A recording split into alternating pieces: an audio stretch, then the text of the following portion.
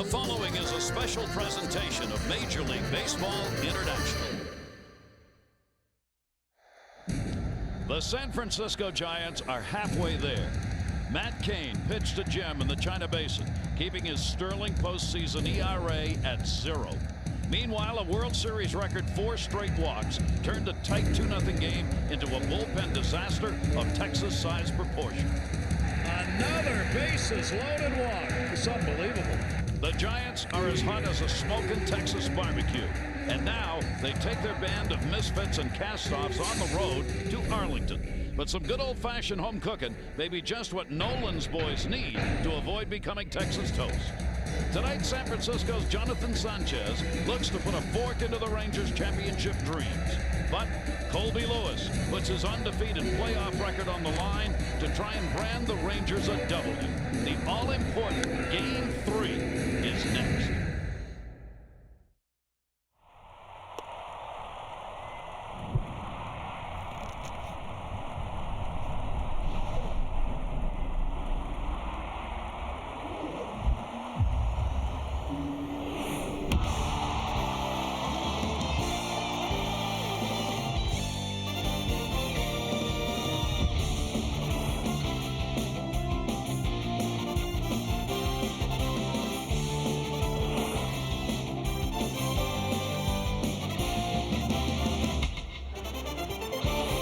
From the urban ballpark of San Francisco, we come to the suburbs of Dallas and about 30 minutes outside the city to Arlington, where the Texas Rangers play baseball and where for the first time ever a World Series game will be played in this yard. The Texas fans know how important this game is.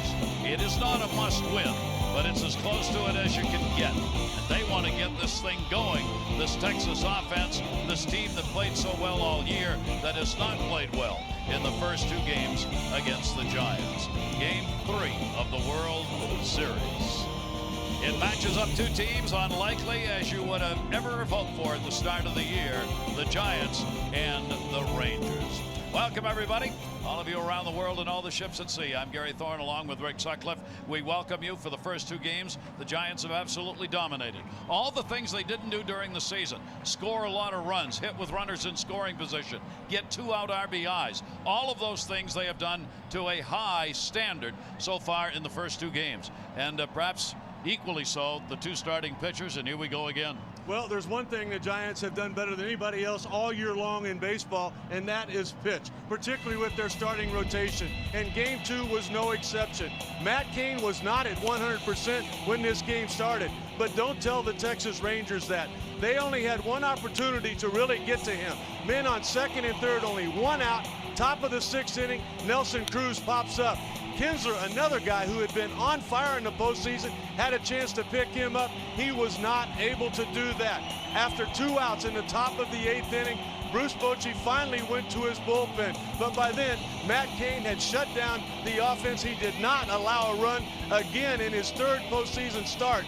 And when you stop and think about it, the 2 main reasons for success for this San Francisco Giants team are the guys that started the first 2 games. You see Tim Lincecum, he did not have to be that good in those 5 2/3 innings. Postseason, he is 3-1.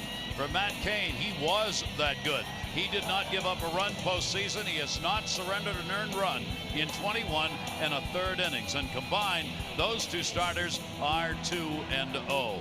And perhaps as much as a surprise as anything for the Giants, the left side of the infield, Uribe and Renteria. Yes, they're good players, they're veterans, but in the first 2 games of this World Series, both with the glove and with the bat, they have been spectacular. They really have. A lot of people thought when this season began, their careers might be over with. Their careers might be just getting going. Both of them have been outstanding. Let's go back 13 years ago. A little skinny shortstop for the Florida Marlins. In Game 7 of the World Series, Charlie Nagy of the Cleveland Indians gives up a base hit to Edgar. Craig Counsell scores, and the Marlins win their first championship ever. Let's go to Game 2. A scoreless tie in the bottom of the 5th inning. With 1 swing of the bat, Edgar Renteria gave Matt Cain really all of the run support that he would need.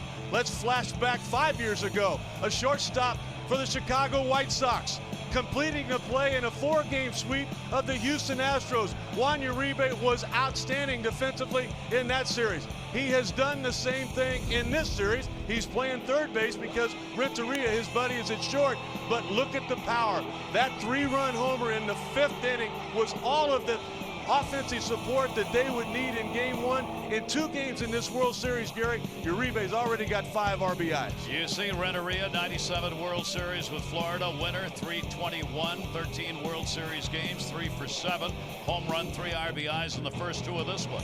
Juan Uribe, World Series, a winner.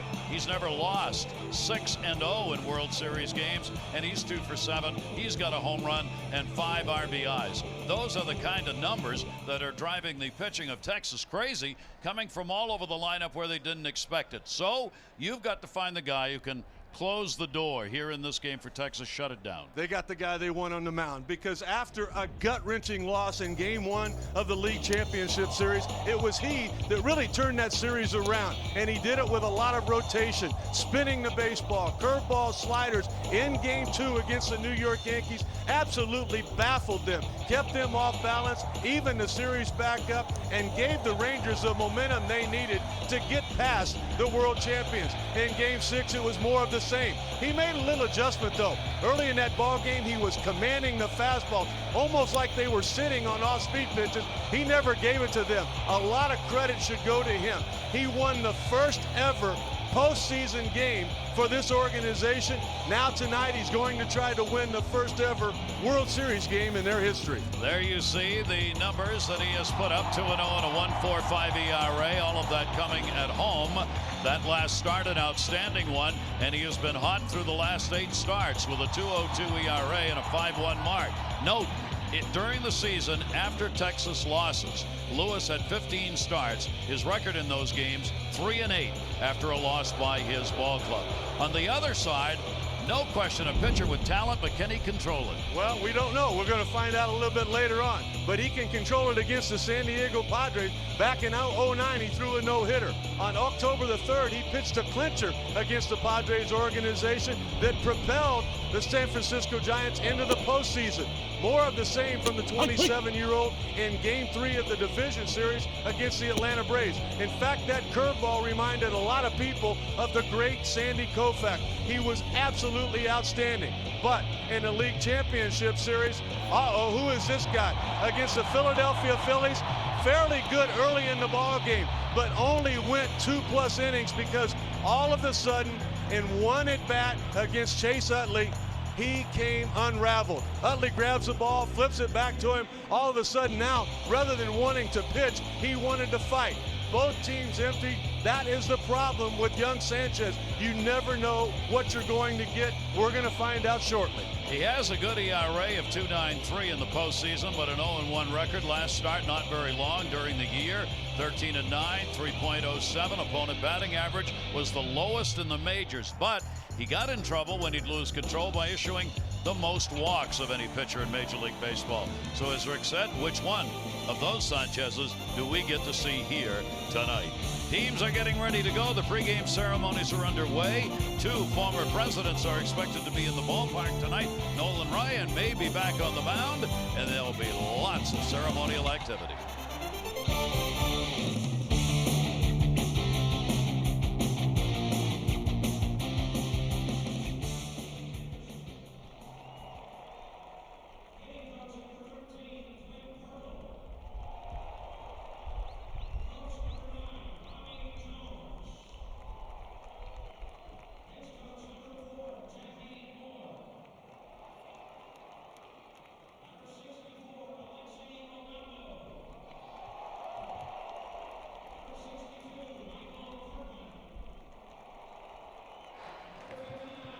Good.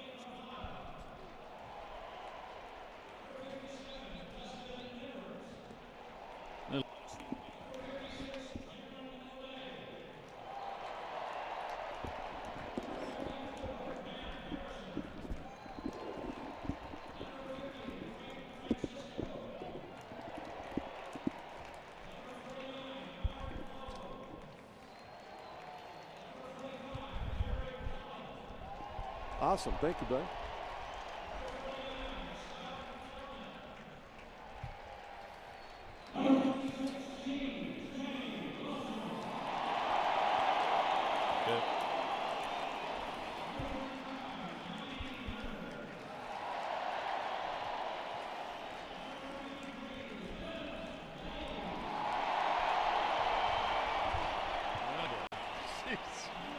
We got to pick each other up here. Telling you.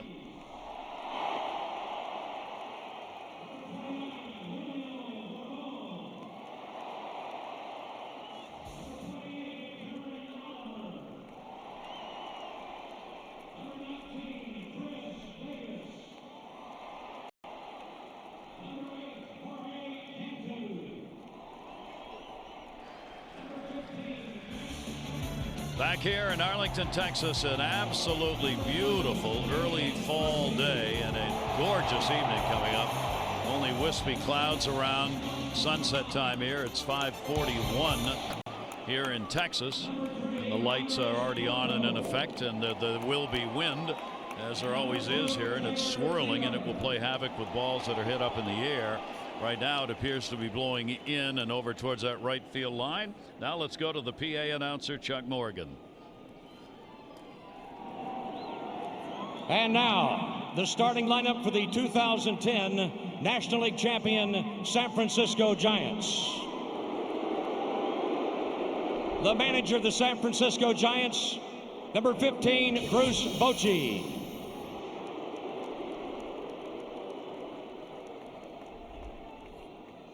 Leading off and playing center field, number 56, Andres Torres.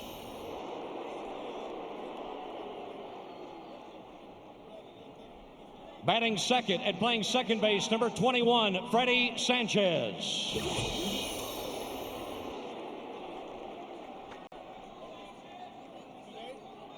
Batting third and playing first base, number 17, Aubrey Huff.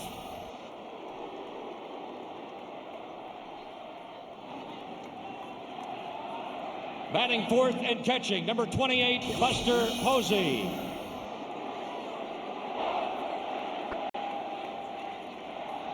Batting fifth and playing left field, number 9, Pat Burrell.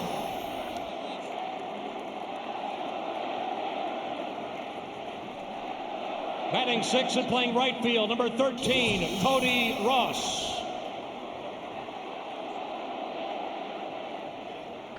Batting seventh and playing third base, number 5, Juan Uribe.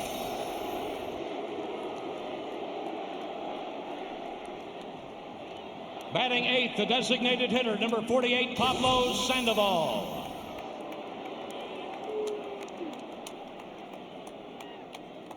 Batting ninth and playing shortstop, number 16, Edgar Renteria.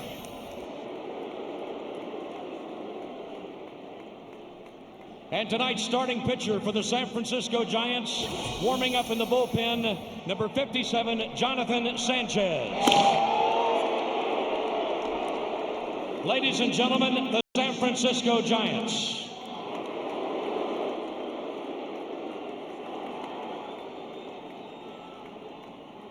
And now, ladies and gentlemen, the starting lineup for the 2010 American League champion Texas Rangers.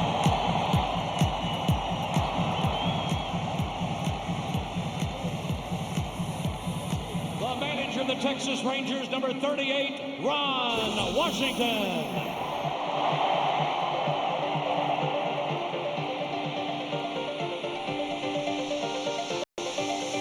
Leading off and playing shortstop, number 1, Elvis Andrus.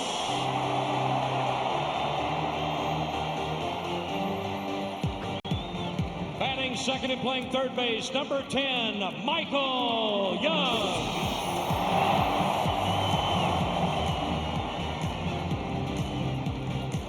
Batting third and playing center field, number 32, Josh Hamilton.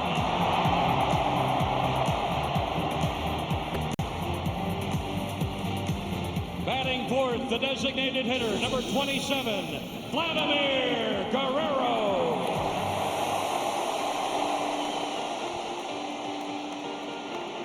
Batting fifth and playing left field, number 17, Nelson Cruz.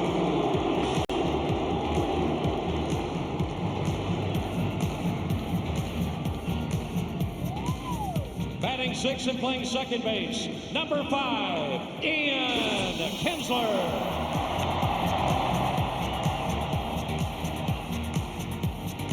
Batting seventh and playing right field, number 21, Jeff Francoeur.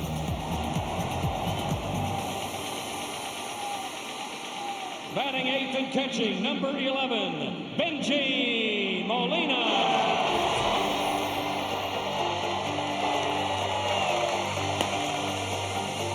Batting ninth and playing first base, number 18, Mitch Moreland.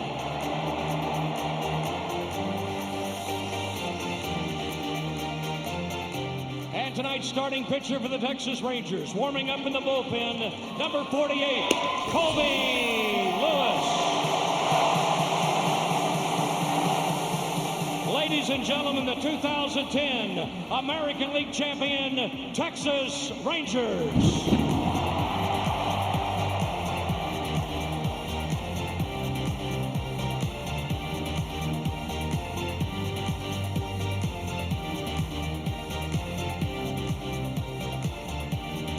And now, ladies and gentlemen, we ask that you please rise, and for all fans to please remove your caps. As Fort Worth native and 2010 American Idol, Kelly Clarkson honors America with the singing of our national anthem.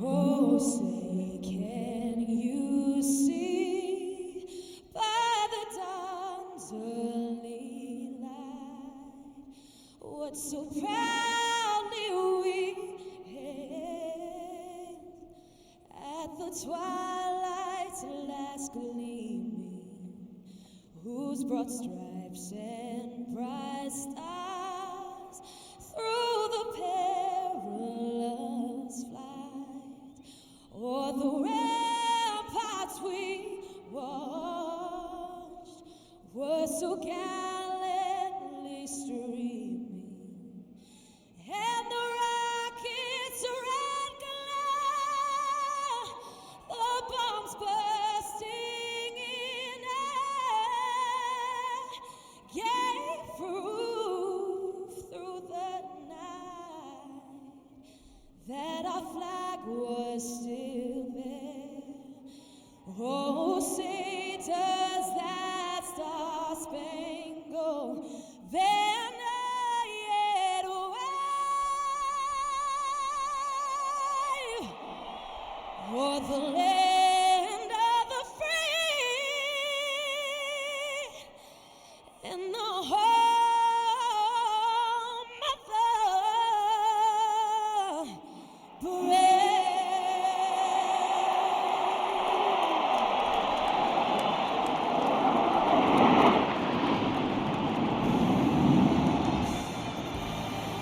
Part of the great ceremonies of World Series games.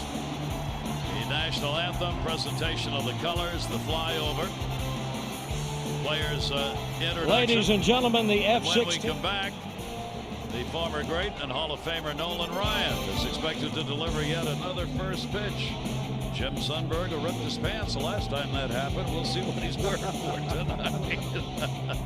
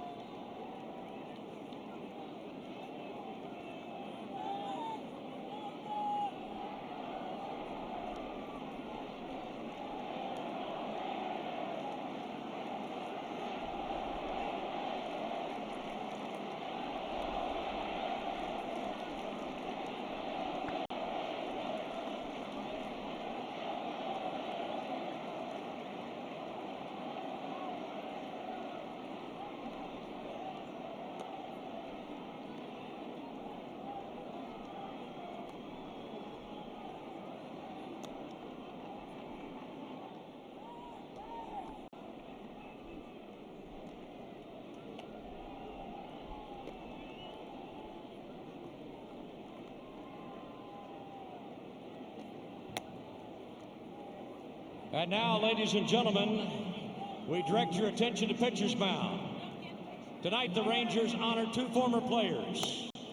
Ladies and gentlemen, catching tonight's ceremonial first pitch, 14-time All-Star, 13-time Gold Glove catcher.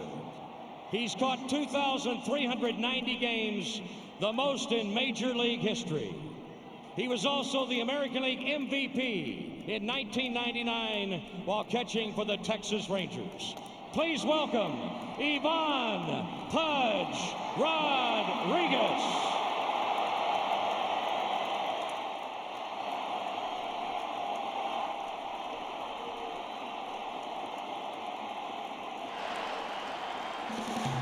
Former Texas catcher Pudge Rodriguez is going to receive the first pitch.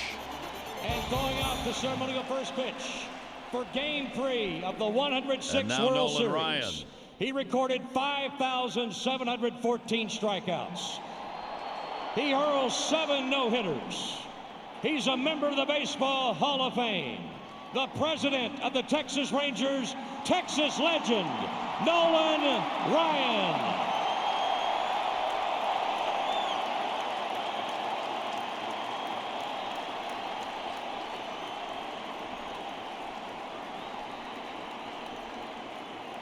When you're ready, Nolan, fire a strike to Pudge Rodriguez.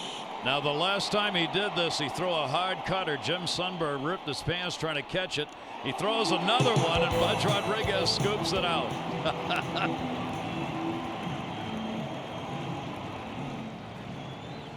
Even in retirement, he's got to throw hard. For Nolan Ryan, there were so many moments, a couple of them. Nolan Ryan struck out a fellow Hall of Famer, Ricky Henderson. That was on August 22, 1989, his 5,000th career strikeout for Nolan Ryan. And on his way to the Hall of Fame, May 1, 1991, his final, his 7th no-hitter. That came against the Toronto Blue Jays. Even the idea of 7 no-hitters in one career kind of boggles the mind. Well, how about 12 one-hitters? You know, you think about all of the amazing things that he did on the mound. Absolutely no disgrace to be struck out by Nolan Ryan. He got us all, Gary. So there's the ceremonial first pitch. We get ready now for Game 3. And for Ron Washington, he had some questions to answer after that Game 2 as his bullpen melted down late in the ballgame. And you know what, Gary? In the manager's meeting before the game tonight, he admitted as much to us. In that situation, he thought he should have probably gone to O'Day. He said, I just had so much confidence. I had a feeling that young Derek Holland was going to be able to work through it. He never did. At one point, throwing 11 consecutive balls, Ronnie Washington eventually had to come get him. Well, what he did, though, he went to Mark Lowe, and more of the same.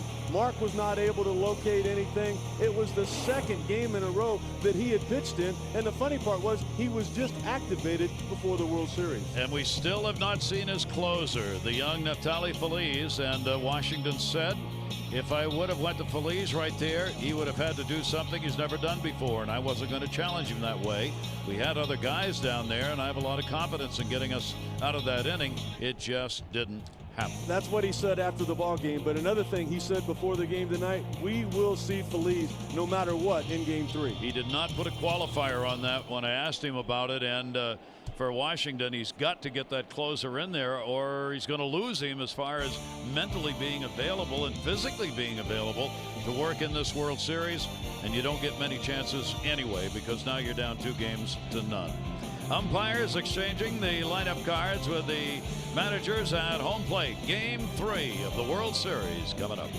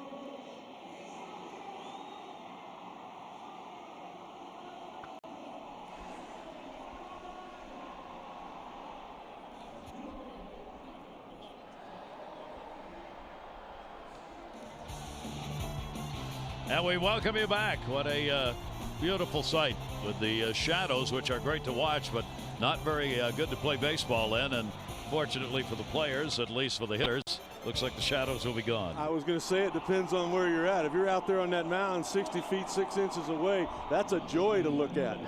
As the sun, by the time the first pitch is thrown, will have pretty well gone by. The sun drenching the fans in the upper deck right now down the left field side, but that's the only place where the sun is showing up here on the field.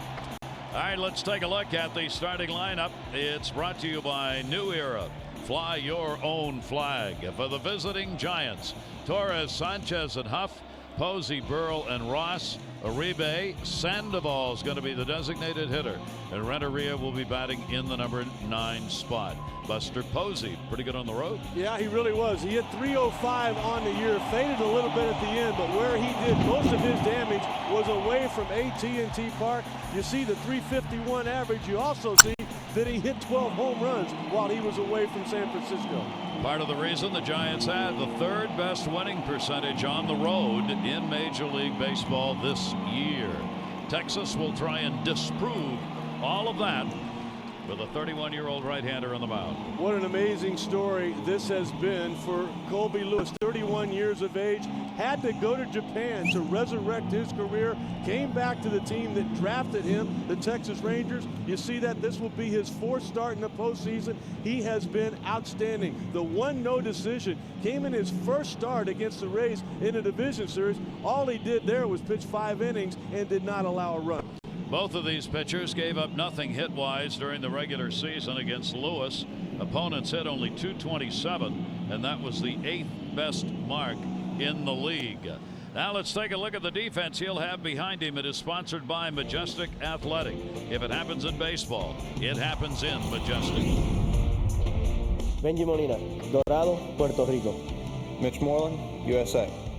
Ian Kinsler, USA. Michael Young, USA. Elvis Andrew, Venezuela. Nelson Cruz, República Dominicana. Josh Hamilton, USA. Jeff Francoeur, USA. Their defense has been okay. The trouble has been Guerrero in right field when he had to play, when there was no DH on the West Coast. And that worked for just 1 game. Now we're back into the American League ballpark. The American League uses the designated hitter. The National League does not. Well, it really seemed like that the Texas Rangers didn't know where they were, and they didn't play like they played all year long in San Francisco because of the National League rules. You take a look at the comparison here. It has really been a down year for Pablo Sandoval. Bruce Bochy kind of rolling the dice in hopes that he can run into one here. Vladimir Guerrero now is in his comfort zone. I look for those postseason numbers to go up, particularly that 0 right next to the home runs. Guerrero is expected to be the winner of the designated hitter award named after Edgar Martinez. He's the leader in that department. He and David Ortiz had 2 of the best overall seasons as DHs this year. Andres Torres will lead it off as we get set for Game 3. It is a moment in baseball to be remembered. When this pitch is delivered, it will be the first pitch of a World Series game ever to occur here in Arlington, Texas. Now, Texas has had World Series action before on the other side of the state with Houston, but never have the Rangers been involved. So baseball history made right here, and we are underway. Torres will take it for a strike. Torres has gone 2 for 9 in the World Series games and has a 5-game hit streak. The baseball's being taken out. That will go to the Hall of Fame. Yeah, Benji Molina forgot. He was told before the ball game that was the plan, and he is so locked in on trying to help his starting pitcher, he completely forgot about the Hall of Fame. And they're not supposed to be remembering that right now. Their job's out there on the field. Torres with an 0-1 count. And he'll take that down to first, a foul ball. But Lewis is going to get ahead of it. We mentioned the daylight. There haven't been a lot of World Series games in the past decade that have been started with daylight anywhere around. This is the earliest World Series start time since 1987 for a World Series game. Cardinals and Twins played that year, but Major League Baseball wanted to get some of these games on a little earlier, especially along East Coast time in the United States, to give kids a chance, and adults for that matter, to stay up and be able to see the whole thing. 1-2 delivery. Torres a ground ball to first base. Moreland is up with it. Pitcher covers. People wondered, when you look at the numbers of Colby Lewis before he went to Japan, why would anybody take a chance on him? He was not having any success at the big league level. Well, what he did was he tightened up his secondary pitches. That curveball and its command got much better. He came up with a nice hard slider, which is a smaller, harder breaking ball than the curveball to throw to right-handed hitters. He has become the complete pitcher now. And Rick, the first inning of this ball game is essential. A lot of things need to happen for Texas in order to get their confidence back. They need to get through early in the game without giving up a run. They need to score an early run in the ball game. They need to play well early just so they start righting the ship a little bit. Pitches a strike on the inside corner to Freddie Sanchez. Ron Washington was talking about that earlier today when he was saying we need to get back to being aggressive, not reckless. That pitch is a breaking ball. It's going to miss outside. Talking about the first inning with Lewis, it is worth noting this has been the one that has really bothered him. First innings this year, he gave up 17 runs on 21 hits in 32 starts. And perhaps most important, in 32 starts, he walked 21 batters in the first inning. So finding his control in the first inning was a problem. He's got a 1-ball, 2-strike count here on Sanchez. Gary, in fact, we got that key from Ron Washington about being aggressive as far as the at-bats were concerned with strikes, filling the gaps. In the air to right field, that's going to fall in for a base hit. It'll be cut off. Grandcourt gets it in, but Sanchez continues his hot World Series. That's 5 for 11 now for Freddie Sanchez. Freddie Sanchez deciding that I'll fill these gaps with a line drive. This is what you're wanting to do. You know what? I've been doing it throughout my career. The problem was for Freddie, he did it in Pittsburgh and nobody ever got to see him. Back in 06, he won a batting title there constantly, as he was this year, around the 300 mark. So a base hit. And immediately you hear the volume of the crowd go way down. This crowd has got a little tentativeness in it too. They've got to start believing again. They've had a motto going here for the last 2 days. It's time. It follows, of course, it's time 50 years without a World Series appearance. It also follows the first 2 games. It's time to get this thing on track here in this World Series. Short lead at first base. Sanchez. Aubrey Huff is at the plate. Huff will take it in the air to right field. Huff got good wood, but it's in the yard. Back near the warning track. Grandcourt's got it. Runner halfway. Huff retired. Boy, you could feel that in the crowd, couldn't you? We'll take a look at Mr. Ryan right there. His duties are over with. Now he can sit back and watch. You know what? He's the guy that turned it all around, and he knew to get this thing back on track and to fill this ballpark up. Gary, he had to shorten the games. The games were just simply too long. You're trying to deal with this Texas heat. It was not an experience anybody would enjoy. They have done that here. Especially the pitchers.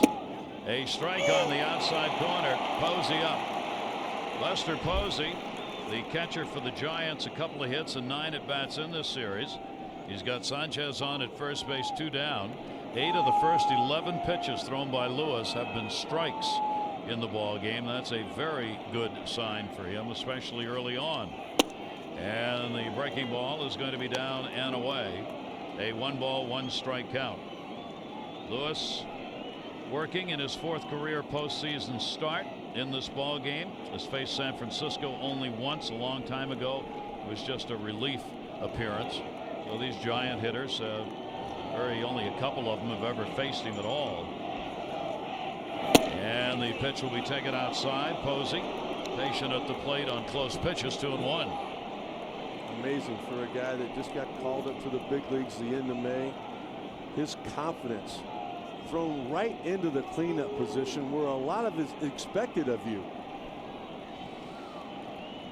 A look over to first base, and he'll take that down the line in right field. That's a short porch over there, and it is a foul ball. Right into that corner, if you can put one, and you don't have much room. You got a shot at a homer that's not that long. I tell you what, that's the 2nd consecutive time here with the last 2 hitters where they have just missed hitting a 2-run homer. That was close. One thing I looked at tonight, the numbers combined for these two starting pitchers, over 400 strikeouts between the two of them. You have to figure we're going to see a bunch of Ks before this game is over. Lewis struck out 196. Sanchez 205. Throw over to get him back, trying to catch him on a 2-ball, 2-strike count. Colby Lewis was 4th in the American League in strikeouts per 9 innings. He averaged almost 9, almost 1 an inning. Posey with a 2-2, and that's inside to him. And the count will go to 3 balls and 2 strikes. And that could be a problem for the Texas Rangers, wanting to be aggressive, and the best way to do that is when you're not behind in the game. Now the runner at first base will be off and running. Anything that gets to the gap should score a run. It's a ballpark that features big alleyways, right center, left center. Long way, 404 to deep center. And the power alleys are tough to get one out of. Runner goes, and he walked it. And here you see the kinds of problems that Lewis has had in the first inning. Now he's still got 2 down. I give a lot of credit to home plate umpire Bill Miller. This was a ball. Everybody in this ballpark was on their feet. They wanted that call. Colby Lewis trying to get the umpire to expand that zone, but that call was made correctly. So that will bring up Pat Burrell, the veteran, with runners on at first and second base. The pensive Texas fans and even their manager early in this game just wanting to get this going in the right direction, while the Giants want to continue to try and bury them as they've done in the first 2 games with a big offense. Burrell, swing and a miss, foul tipped that one into the mitt. He is 0 for 5 in the series so far. The big at bat right here, and this is where in the first 2 games the Giants were red hot. 13 for 26 with runners in scoring position. 500. Swung out and missed. Took it a little off on that one. I was really surprised yesterday, Gary, talking with Tim Flannery during the workout. When I asked him, I said, who are the leaders in that clubhouse? Who do the players go to? The first name he mentioned was Pat Burrell. That's not what we heard about Pat back with Philly or Tampa. 2 on, 2 out. Burrell will take it. I went up to Pat today before the game and I said, look, you are the first one named. Did you want that? And he said, no. He said, but I am a veteran. I think veterans come in a season where we had so many ups and downs and so many close games. I just felt somebody had to speak up from experience about trying to find a plateau to play at. Stay level, stay calm. He said, so I did. And I was vocal about it, and I talked to the players, and I just felt that's something I could offer. And as a result of doing that sort of thing, that's the name that comes up. And he would say things like, after a 1-run loss, he goes, boys, there's a lot to be learned from what happened here tonight. We're going to play a lot of those games down the stretch. And he was right. Although you wouldn't know it from the first 2 here. 1 ball, 2 strike count. Burrell reaches and he's gone. Colby Lewis gets a big strikeout. It took 20 pitches to get through the inning, but he did. And the Giants lead 2-1. We'll take a look at the Texas lineup when we come back.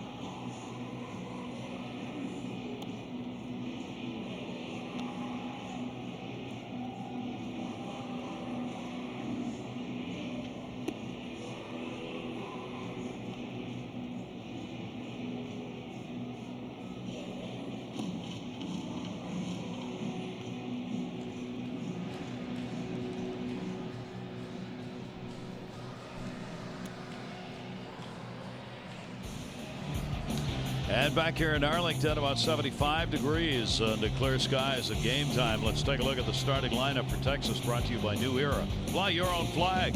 It'll be Andrus Young and Hamilton, Guerrero, Cruz, and Kinsler. Francoeur, Molina, and Moreland in the starting lineup. Vladdy back in as the DH. Even Bruce Bochy was talking about looking at the lineup before game 2 with Vladimir Guerrero and Molina not in there. He thought that was a big mistake, and you can see the reasons why. 338 was 4th in the American League this year against left-handed pitching. Now let's take a look at Sanchez and Rick Ski to the ballgame. Well, you remember the movie Forrest Gump? I mean, one of my favorite movies of all time. Literally, when he talked about a box of chocolates, you never know what you're going to get. He could absolutely go out there tonight and dominate the best offense in all of baseball. He could throw a gem. He also could lose his composure as he did in his last start. So we'll see what Sanchez has got, looking for his first postseason win of the year in this start number 4, and that very good ERA of 2.93 that he has put up, despite the fact he is 0-1. Strikeouts and walks, that's good for him based on the number of people he has walked. Here's Elvis Andrus, the leadoff batter, and a key. Ron Washington again saying today before the game, I think Andrus is going to get on, and then it will be up to Michael Young to be able to move him around. Game 1, he started the first inning off with a single and scored. They gave the Rangers a 1-0 lead. He will take that pitch down low and a 1-ball, 1-strike count. But what he did in that first game, Gary, was he got on first base and Ron Washington stopped him. He put on the don't run sign because of a 1-2-5 delivery to home plate by Tim Lincecum. When Ron Washington told us that, you and I both looked at each other like, what? You guys have been aggressive all year long. He has had the green light. All of a sudden now you're going to all of a sudden be cautious with your speed, guys? That was the wrong message to send.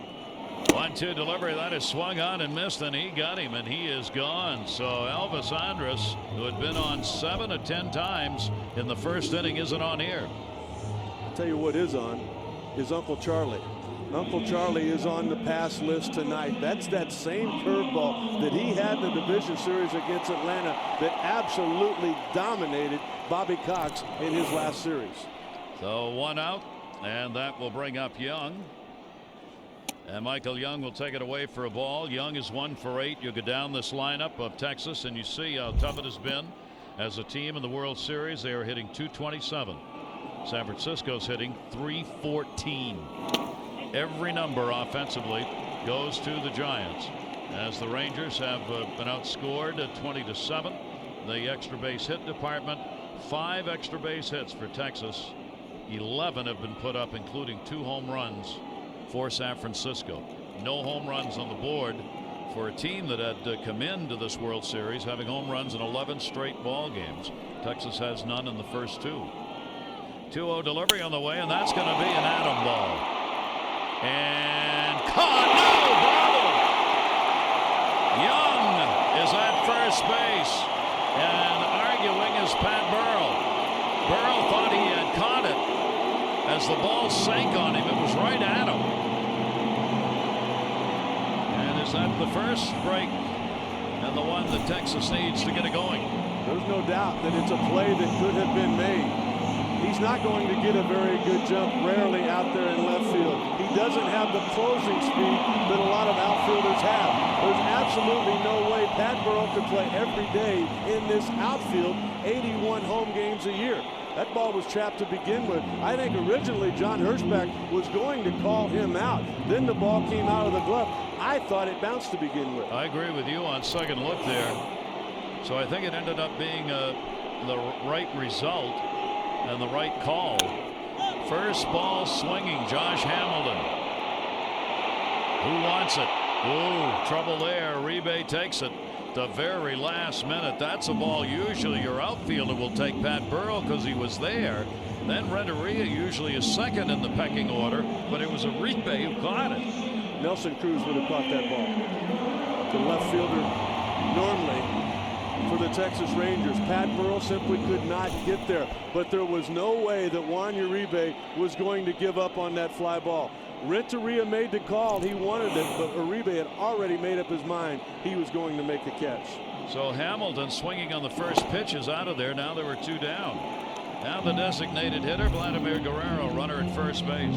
Gary, there's a lot of guys for Texas that'll try to be patient tonight. As you mentioned, Sanchez led the majors with 96 walks. But if you're a left-handed hitter like Josh Hamilton and Jonathan Sanchez gets ahead of you, you're in trouble. Guerrero's 1 for 4, takes it deep to left field. Burrow going back into the corner, reaching up. Pat Burrow makes a great catch. Pat Burrow has redemption in the very inning that he needed it. After the ball came out of his glove and ended up being a single for Michael Young. The first big defensive play of the game happens. To begin with, I was like everybody else here. I thought that was an upper deck home run. And then I thought for sure the ball would be off the wall. Michael Young would have the opportunity to score. You cannot fear that wall if you're going to make that play. That was an outstanding catch. So Texas no runs a hit, and the Giants a big defensive effort.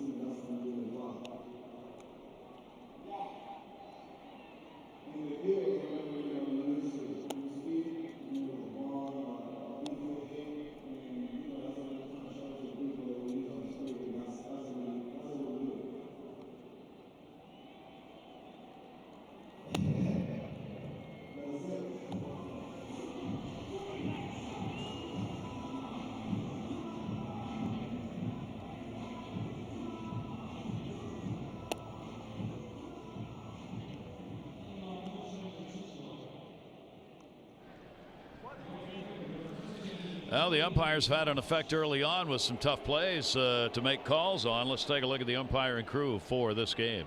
Bill Miller will have home plate. Veteran Mike Winters around at first. Jeff Kellogg at second. Gary Darling is at third. It's not cold, Gary. Sam Holbrook's in right field. And the crew chief, John Hirschbeck, is in left. Those are the umpires for this ball game. And you have 6 of them, and you've already seen why. It's 6 and not 4. This place in the outfield needed an umpire to be right there to see it. We go to the second inning. Here is Cody Ross. Cody Ross has a 9-game hit streak. He's gone 2 for 7 so far in the series. Colby Lewis delivers a slider to him. It's going to miss outside. And the count will go to 1 ball, 1 strike. A lot of times we forget about the power that the Giants possess, mainly because of that big ballpark they play in. That is a distinct pitcher's ballpark. This one is supposed to be, but Texas has so much power that they kind of up the extra base hit home run numbers here, especially the home run numbers. 4 homers for Cody Ross in this postseason, and he'll chop that one down the third base side foul. Ross, Uribe, and Sandoval will be coming up. No pitchers hitting, so it's a different kind of lineup. And different kind of an approach by a pitcher as to what you see when you're playing in the National League. Cody was 1 for 2 in game 2, but kind of ironically that he walked in the 7th and 8th inning and scored a run in both of those frames. MVP of the league championship series. And we'll take the pitch, and it's close, but it's not there. Just missed outside. I was just going to comment on how well the home plate umpires have done in this series. They've been outstanding, but I feel like where that ball crossed the plate, that should have been strike 3. Ross gets the break. He's hit in 11 of the 12 games he's played in this postseason, and he will step out of there. Lewis delivers the 2-2, and that's going to be up high, and the count will go to 3 balls and 2 strikes. In a sense, both of these lineups are going to try and be patient against the opposing pitchers in light of the Lewis's perchance to get behind hitters. Here's the 3-2 delivery, and that one's hit hard and foul. Both of the hitting coaches, Gary, before the game talking about we want to be aggressive, but only with fastballs in the strike zone. And the pitchers, of course, know that. They base their pitching plan on what they think the scouting reports probably have been. 3-2 delivery, and that's going to be a leadoff walk. So 2 walks have been surrendered. Ross is on. That'll be the 13th walk given up in the postseason by Lewis in the 19 1/3 innings that he has pitched. 6 consecutive pitches yesterday in batting practice. Juan Uribe hit one further than the other. All 6 of them went out of the ballpark. He is ready to go offensively. Uribe is like Guerrero. We were talking about it, Rick, today coming to the ballpark, how both of them are so aggressive at the plate. They never try and cut down their swing. If they're going to swing, no matter what the count, they're going to swing hard. And Bruce Bochy was telling me that Juan Uribe guesses a lot. He will go up there a lot of at bats just simply looking for one particular pitch. If he gets it, he can hurt you. He can hit the long ball, as we've seen in the series already, and that pitch is going to be inside. Now Lewis has lost the strike zone, and by a considerable margin on a couple of these pitches that have been thrown to Ross and now to Uribe. I thought he got real lucky in the first inning. I did not think that Mike Maddox's starting pitcher was sharp at all. It's almost like he's trying to strike every one of these giant hitters out. You can't do that until you get 2 strikes on the guys. What's wrong with just getting people out? And the count goes to 2-0. Uribe, and he'll go after it and pop it up. This swirling wind will drive the ball somewhere. And that'll be handled by Kinsler, and that's a big out to get Uribe. I thought it was really interesting in batting practice today.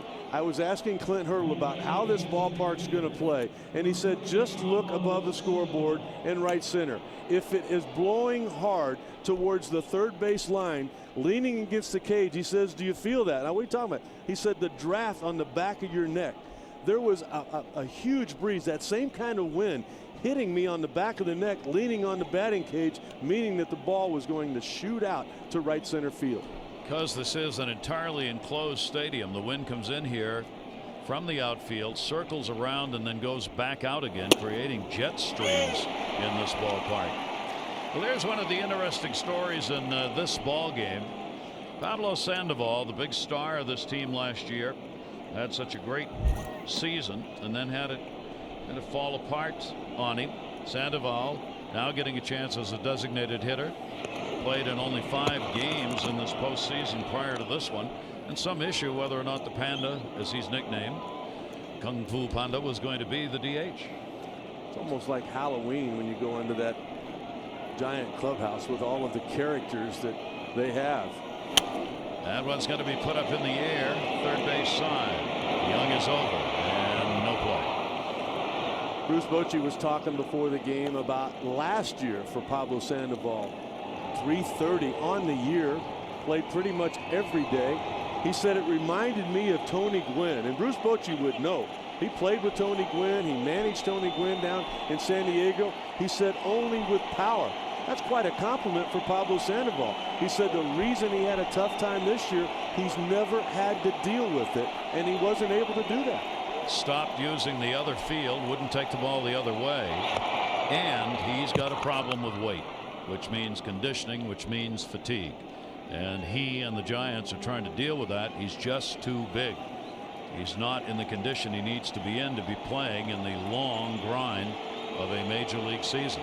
He's way too young to be that big. 2-strike count, one away, and he'll ground that one towards second base. Kinsler's got it. Elvis Andrus.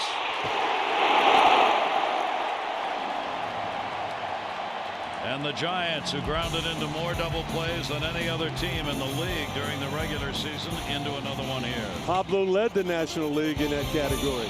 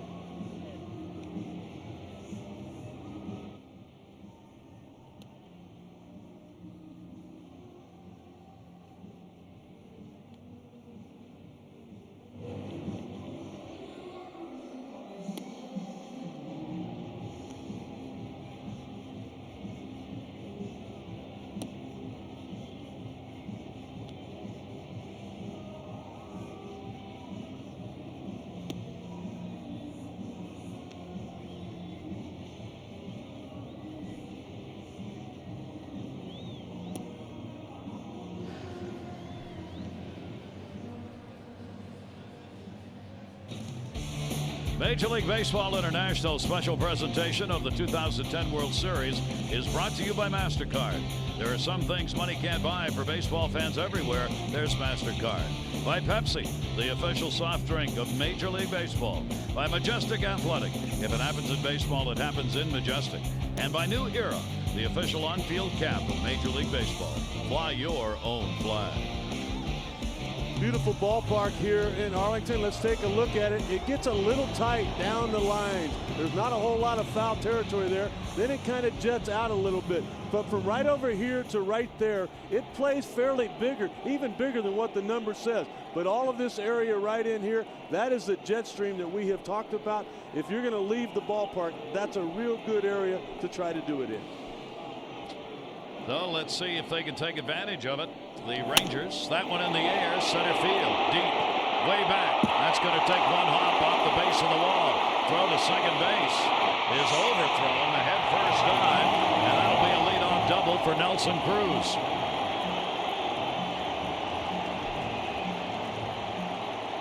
Where was this at in San Francisco? I really thought more than playing young and inexperienced, they showed up there scared. They acted like they didn't know what they were doing after dominating the Tampa Bay Rays and the New York Yankees. They need to get that aggressiveness back, and the best way to do it is to have your starting pitcher put up a bunch of zeros so you can take some chances on the bases. That is going to be a leadoff double. Nelson Cruz, his second hit of the series. He is now 2 for 10, his 12th extra base hit in this postseason. He is their leader in extra base hits. Now an RBI chance. Kinsler shows bunt. He will take it for a strike. Kinsler's had a couple of hits and 8 at-bats so far in the first 2 games. Gary, I really kind of think the tone was set by their manager, Ron Washington, not really doing the things he had done all year long. There was a difference with the way he handled the bullpen, putting the stop sign on with some of his speed guys. See if he meant bunt. Look back. No coverage at second base. That's a mistake right there on the part of Sanchez. All he's got to do is put a sign on with Renteria, and he could have had Cruz picked off. Look at that secondary lead he was trying to get. If the shortstop shoots in behind it, you would have gotten the out there. Didn't do it, so the runner stays on. One strike delivery, a grounded to short, runner going. Play is going to go to first. Renteria. Take a look with Cruz moving up, decided against it, and the runner does get moved up with one away. Remember when Kinsler hit the ball off the top of the wall in San Francisco in Game 2? They talk about it being a game of inches. It really was there. Could have been a home run and given them the lead. He didn't do that. But David Murphy came up after him. Man on second, nobody out. And he hit a line drive to the shortstop, not advancing the runner. The productive out was not there. There was no production on the game. That is a quality out right there by the Rangers second baseman. General rule, runner at second, ball hit behind him on the ground he goes, ball hit in front of him toward the third base side, and he does not. Now Francoeur, ground ball down to third. That's a fair ball. And a big out as Francoeur is retired. He went after the first pitch and leaves Cruz at third base with 2 down. Not a very good at bat at all, particularly when you look at the infield there. Look at how everybody is back. All you've got to do is play pepper with the shortstop or second baseman, and you give your team the lead. Now, if you've got 2 strikes on you and you got to protect, you're going to hit a ground ball to third once in a while. But there's no reason on that first pitch not to get something that you could handle and pick up that RBI. And getting back to third base, Cruz had to be careful because that ball was right next to him. Francoeur was not known as a patient hitter, wasn't there. There are 2 down. Here's Molina. Well, Molina's got a chance to do a number against the team he started this season with. Being inserted into the lineup again, doing the catching. He had a 2 for 4 in the first game, and as you see, a great postseason at .353 with a couple of home runs and 8 RBIs. Molina, first chance with a runner in scoring position for Texas, and a wild cut on the Sanchez pitch. Now here's where Texas deviated 180 degrees from the Giants. In the first 2 games with runners in scoring position, 4 for 21, compared with the Giants 13 for 26. So you're just not going to be able to do much with it. And now they're up to 4 for 23 in this series. You see during the postseason a much better number. They've not been able to get the key hits. Well, and the guy on the mound right now was the toughest guy in baseball this past year to pick up a hit off. At third base is Cruz. There are 2 down, and the delivery is a fastball that's taken up high. So much pressure now on Buster Posey. A pass ball, a wild pitch, anything that gets by him will allow that runner to score with 2 outs. Remarkable the job he has done this year, considering the fact he's only been catching for about 4 years. And he's thrown 15 wild pitches this year. And that one is going to be up high. And the count goes to 3 balls and 1 strike on Molina, with one of Texas's hottest hitters hitting in the number 9 spot, Mitch Moreland. Well, let's see what Molina can do with it. Cruz started the inning out with a double. 3-1 delivery, and he walked it. He wanted nothing to do with Benji there.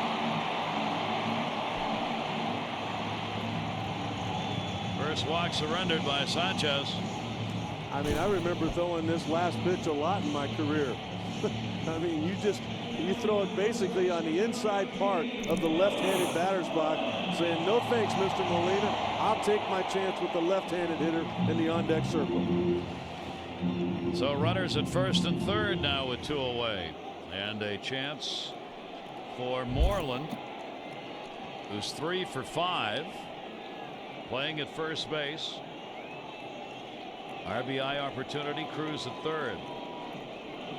Huff playing behind the runner at first, as you see, inside for a ball. And you know what I'm thinking here?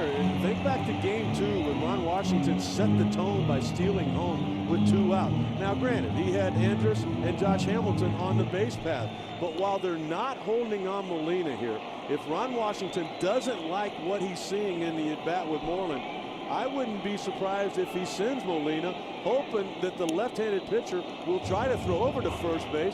You get a rundown going. You do have speed at third. Let's see how he plays it. They want to get that run on the board. I don't think you need to do it early. I mean, give your hitter a chance to do something here. He might walk him as well. He might throw a wild pitch. But if all of a sudden Moreland gets behind, I wouldn't be surprised to see Ron Washington try to show some of that aggression. And the delivery is way up high to Moreland. Let's go back to Ron Washington really setting the tone. I don't know why Posada would throw through here. You can see Josh Hamilton was going to stop to try to give them the out just to pick up the run. Ron Washington had to feel good about what he did there. I thought that really got his team going offensively. Uribe, the veteran third baseman, goes to the mound to have a word. We told you Sanchez is an emotional type pitcher. And one of the things that they work on, that he works on, is trying to maintain composure. 2-0 count. In the air, deep and foul down the line in right field. That is going to go into the second deck, but not on the right side of that fair pole for Moreland. All right, I wouldn't send Molina now. I kind of like what I saw there if I'm a Texas Ranger fan. Pretty good cut. Moreland against the lefties hit only 200. He was 4 for 20 during the year. Something might be coming about here. Gary Pettis was talking. That's a strike on the inside corner. Now I send him. Now I send him. A sign from Ron Washington now to Dave Anderson, the third base coach. He has a conversation with his runner at third. Pettis has already had the conversation at first. Moreland 1 for 8 against lefties in the postseason. He will foul that one back. This is a design play that every team has. Not many people use it. But what you want out of your runner at first base, as the pitcher comes set with his first movement, the very first thing he does, take off in hopes of drawing a throw to first base. While that's happening behind the pitcher's back, the runner at third is off and going. 2-2 delivery on the way, and a ground ball fouled off.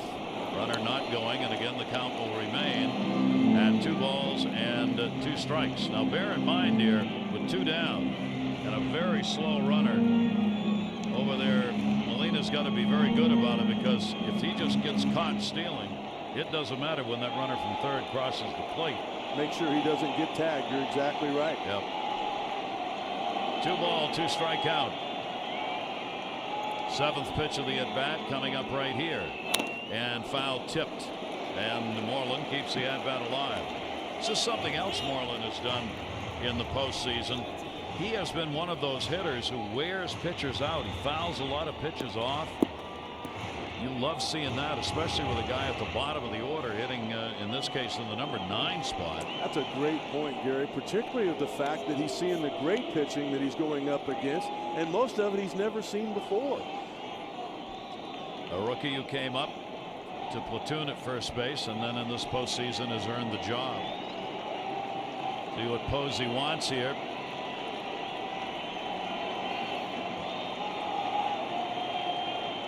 They back up at first, runner not going, and that is swung on and fouled off at the plate, keeping it down and away. Sanchez and Moreland in a real battle right here. We're talking about Sanchez and his numbers, 194 against him with runners in scoring position this year. That's a very low number. A good number for him. Cruz is on at third. Molina at first base. Here's the 2-2 delivery, and that's in the air to right field. On his way back, Moreland. Goodbye, home run! A 3 RBI homer, and Texas takes the lead.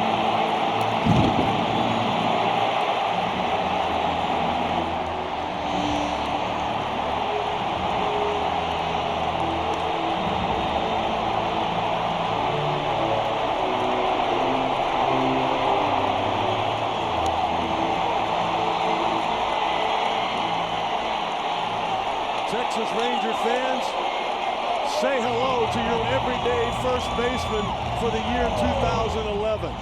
With one swing at the bat, This crowd was on edge.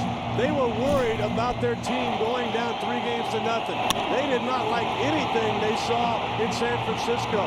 It was a little testy early in the ball game here tonight. A couple of shots hit off Colby Lewis, their starting pitcher.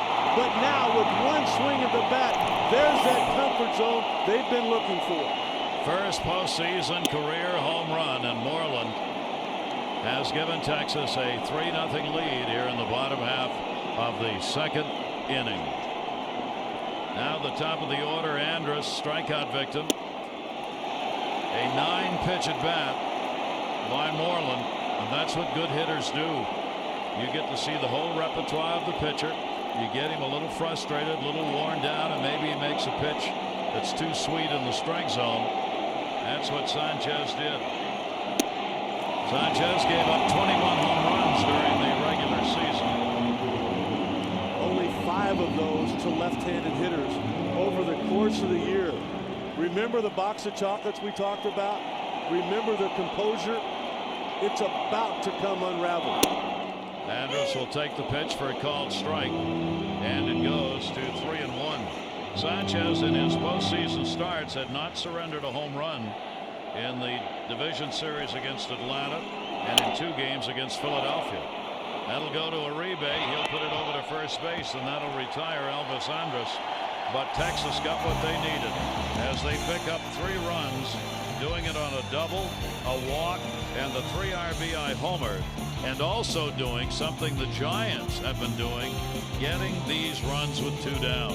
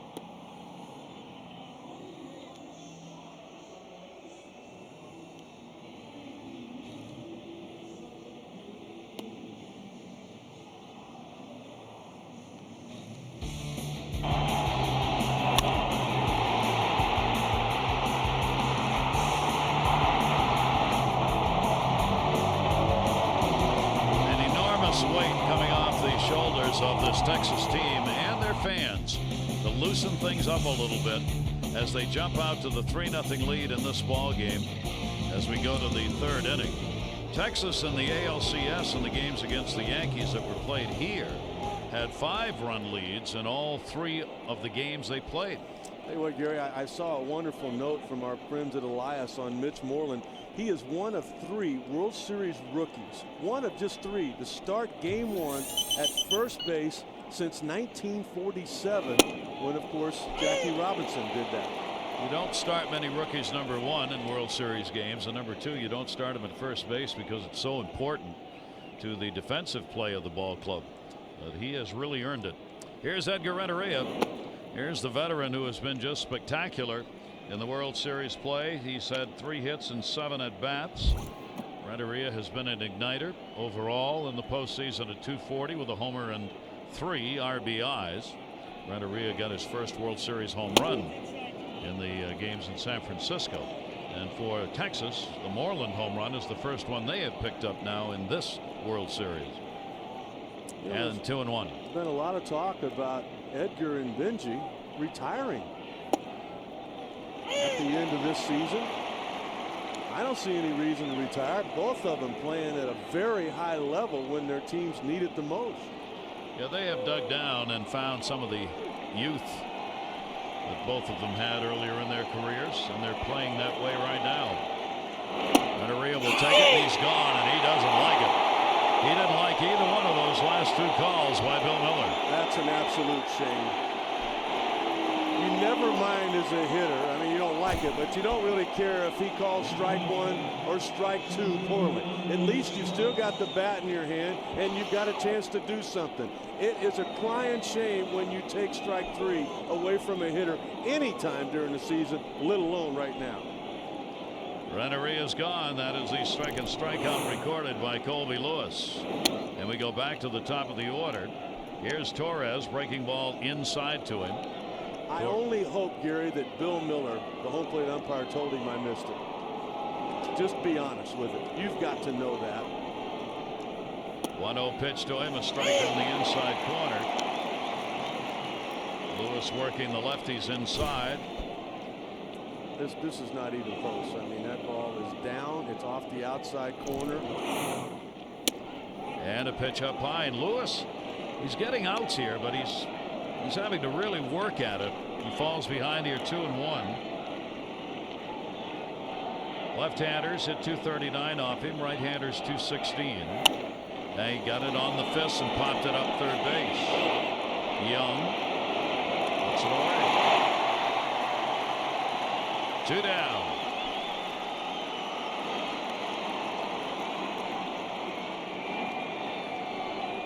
Colby Lewis knows all about this ballpark. He has pitched during the regular season 39 games here as a starter. His record is only 13-9, and his ERA lifetime in this ballpark is 5.13. Opponents have hit 271 off him here, and he's given up 23 home runs in those 39 starts. Sanchez a single his first time up. Sanchez goes after the first pitch. Josh Hamilton will back up on it. Boy, it's hard to tell whether balls are carrying or not. Some are and some aren't. And it's a really tough sky right now. It's not quite gotten dark enough to where you get a true read on it. That's a 1-2-3 inning for Colby Lewis. A beautiful sunset in Texas.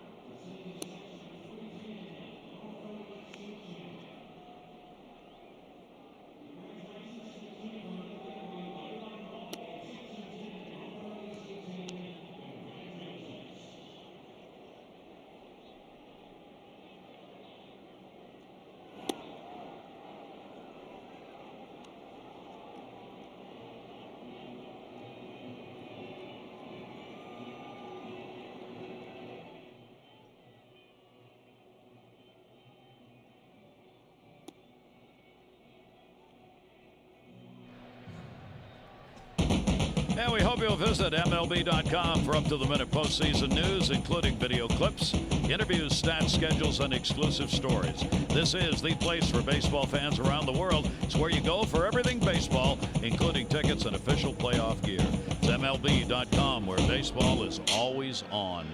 And we'd love to hear from you. We thank all of you for the great emails we've had. TV questions at website.mlb.com. You know, the one thing a lot of people play the game of baseball for is to get high fives from your teammates. And even though the play Josh Hamilton made was routine, look at Colby Lewis there waiting on him. There's those knuckles. Nice going, buddy. I appreciate that. A lot of times that will give your teammate just enough confidence to go up and maybe get a hit for you. Here's Josh Hamilton to follow Michael Young. Young had a single his first time up, then Hamilton and Guerrero do up. And 0 for 3 with runners in scoring position for him. But Ron Washington, tell us what we want out of him. We want him to get things moving. Start the line. Get Anderson in front of him. Move him around. If you're the leadoff guy in the inning as he is here, get on base. You get it started for us. They need him to get on. And he has. 2 for 2 in the ball game. We talked about it before game 1 against the Yankees. Michael Young and Josh Hamilton had struggled in the 5-game division series. The only reason that they got here was because of the fact Cliff Lee won game 1 and game 5. It had nothing to do with the heart of the order, and the 2 guys Ron Washington counted on most. Now it looks like they're getting another chance here in this series to make something happen. They are a much better team here at home than on the road. Got 5 hard hit balls now off Sanchez. Young has got a couple of singles, and Hamilton will foul it back. Hamilton popped out his first time up. You see the Josh Hamilton postseason numbers in that league championship series, enough to be the MVP. Everything else, the division series and the first 2 games of the World Series, not good. So they're hoping he can go back to what he did in that LCS and get this going again. Throw over to first base to get him back. Great story in the New York Times on Josh Hamilton. He continues to recover from drug and alcohol abuse. And Jerry Narron, a former baseball player and a special assignment coach for Texas, travels with him everywhere. Eats meals with him, handles his money, does everything. Just watching him. And Hamilton said in the paper, he has been a great accountability partner on the road. He has been a blessing for me. Narron remains out of sight. Doesn't show up very often anywhere except when Hamilton is done for the day and is back at the hotel. Hamilton carries $40 in his pocket, never any more. Narron carries all the rest of the money, and he's responsible to him, to Narron, to let Narron know where he is and what he's doing, and that everything is okay. And he said, Nolan Ryan was asked about Narron's job, and Ryan said, we pay him, basically we look at it as an insurance policy. Nolan was talking about you insure your house, don't you? Yeah. 1 ball, 1 strike delivery on the way, and that is in there for a strike. Hamilton popped out his first time up, now 1 for 9 in the series. I just think that Josh Hamilton is such a great story. We look at the bullpen already action. Bruce Bochy, Dave Brigetti, the pitching coach of the Giants, not liking what they see up to this point. 1 ball, 2 strike delivery. That ball is going to be popped back into the seats, and a souvenir delivered. Everything that Josh Hamilton has been through and able to overcome just provides so much hope for so many of us, both on and off the field. But it's not over with. It is a daily struggle for him, and a struggle that he's winning. And a ground ball towards second base. Sanchez makes the play, gets the out. Productive out, though. Young moves down to second base with 1 away. You know what? It was not only a productive out, but it looked like a very confident at bat. I mean, he was right on a couple of pitches. You got arguably the toughest pitcher in baseball on the mound, the tough left-handed pitcher, definitely against a left-handed hitter, and he looked locked in throughout that at bat. That guy might be getting ready to get hot. Now Vladimir Guerrero will try and add to the Texas lead of 3-0. Guerrero got robbed of an extra base hit on a great play by Pat Burrell in the first inning of the ball game. Guerrero hit .338 off left-handers, .287 off right-handers, and Guerrero hit .315 at home and .284 on the road. So he's pretty much got the situation you want him in. A left-hander at home. Thinking back too, he drove in the first run of this World Series. 3 runs on 4 hits for Texas. No runs and 1 hit on the board for the Giants. Sanchez wants to go through the signs again. Sanchez went 5-5 on the road this year, but had a very good .286 earned run road average. And a ground ball to third base. That'll be played. Uribe looks the runner back and gets the out, and there are 2 down. 2 away, third inning.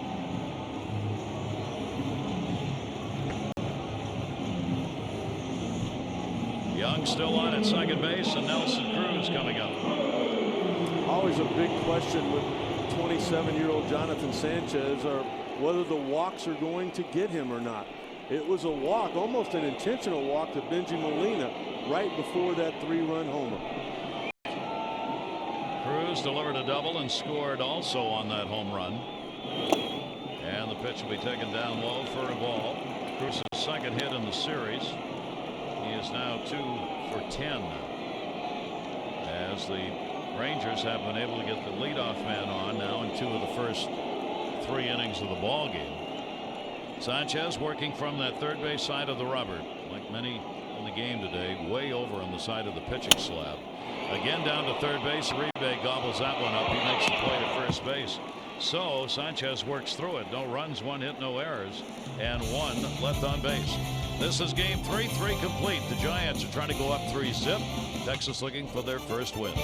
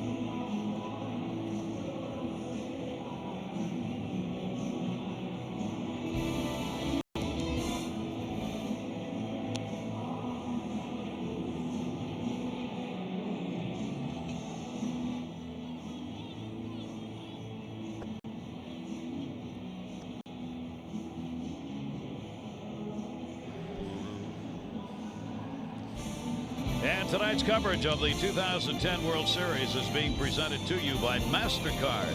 Go to MLB.com/MasterCard and use your MasterCard to receive great offers on MLB postseason gear, auction memorabilia, and chances to win tickets. Gary Thornberg, Sutcliffe, and our great crew on hand here in Texas. Arlington, full house, of course. And a 3-4-0 for the Rangers, 0-1-0 for the Giants through 3. Giants trying to go up 3-0 in this World Series. Giants winning games 1 and 2. The result, 1922 they won. 1933 Senators they won. 54 Indians they won. 2002 Cardinals they won. Can they do it here in this World Series? They've never won one since moving to San Francisco from New York. But it's Texas with a 3-0 lead. The off-speed breaking ball will catch the inside corner for a strike to Aubrey Huff. The last 13 teams to clinch a league championship series on the road and start the World Series at home, all of them went on to win the World Series. Of course, the 05 team with the Chicago White Sox was the last to do that. Giants hoping to be the next. Huff flied out his first time up, takes that for a strike. Aubrey been a real moving force for this Giant team all year. You see the numbers that have been put up for him in the postseason. And Huff will take that to short. They were playing him over that way. Elvis Andrus gets him. You know, speaking of the 2005 White Sox, speaking of a shortstop making a play, there's our good buddy Ozzie Guillen right there. Down below us, broadcasting. Carlos Hernandez right to his left. Juan Uribe, Aaron Rowan, a couple of former teammates of Ozzie's back then. Putting Ozzie to work talking. Gee, what a surprise. Here's Posey. And that's going to go into left field for a base hit. So Posey, who had walked his first time up, delivers a single. That's a one-out single, and that is only the second hit for the Giants. I don't know what it is about him on the road, and neither did hitting coach Hensley Mullins yesterday. When I asked him, I said, why are the numbers so much different? He said he just seems to be a different guy. He's more relaxed. His last at bat, he was real patient, was able to work and walk. There he comes up there being aggressive early in the count. Well, he gets on again. Only 2 singles in the ball game for this Giants team. Put up those big runs in games 1 and 2, 20 of them in 2 games. And here's Pat Burrell. Burrell, a strikeout victim in the first inning when he had runners on at first and second base. He is looking for his first hit in this World Series as he's gone 0 for 6. 0 for 6 with 5 strikeouts. And Burrell will take it on the inside corner. This has never been a good ballpark for him. Lifetime only a 138 hitter here in Arlington. And again, Sanchez jumps on him early to get ahead of the count. And the only reason he's in the lineup is to hit and to hopefully hit with power. And he chases one down and away. Colby Lewis having no trouble with Pat Burrell. Bruce Bochy's going to have some decisions to make if this game continues the way it's going. Will Pat Burrell be in the lineup? I mean, he is not swinging the bat well at all since this began. Who will his designated hitter be? Well, right off the bat, Pablo Sandoval in his first at bat grounded into a double play. So Burrell out of there with a couple of strikeouts. 17 of his 36 postseason at bats have been that. Cody Ross, he drew a walk first time up. Ross with a 9-game hit streak coming in, and he takes the ball in the air, right center field. Hamilton there. That's that. Couldn't be going much better for Texas than it's going right now. No runs, 1 hit, no errors, and 1 left on base. First World Series game here ever.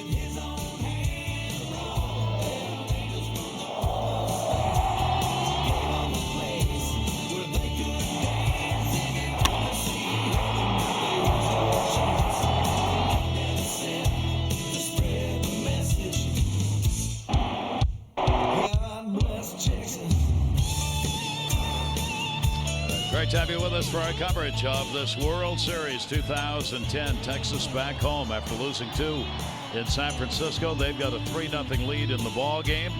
3-4-0 the Rangers, 0-2-0 for the Giants. Back to the friendly confines. This is where they played some of their best baseball. Here at home, first in average, second in runs, fourth in wins during the regular season, as they ended up with that 54-30 record. It only makes sense to build your ball team around your ballpark. You're not going to change the ballpark. And in this place here, you need speed.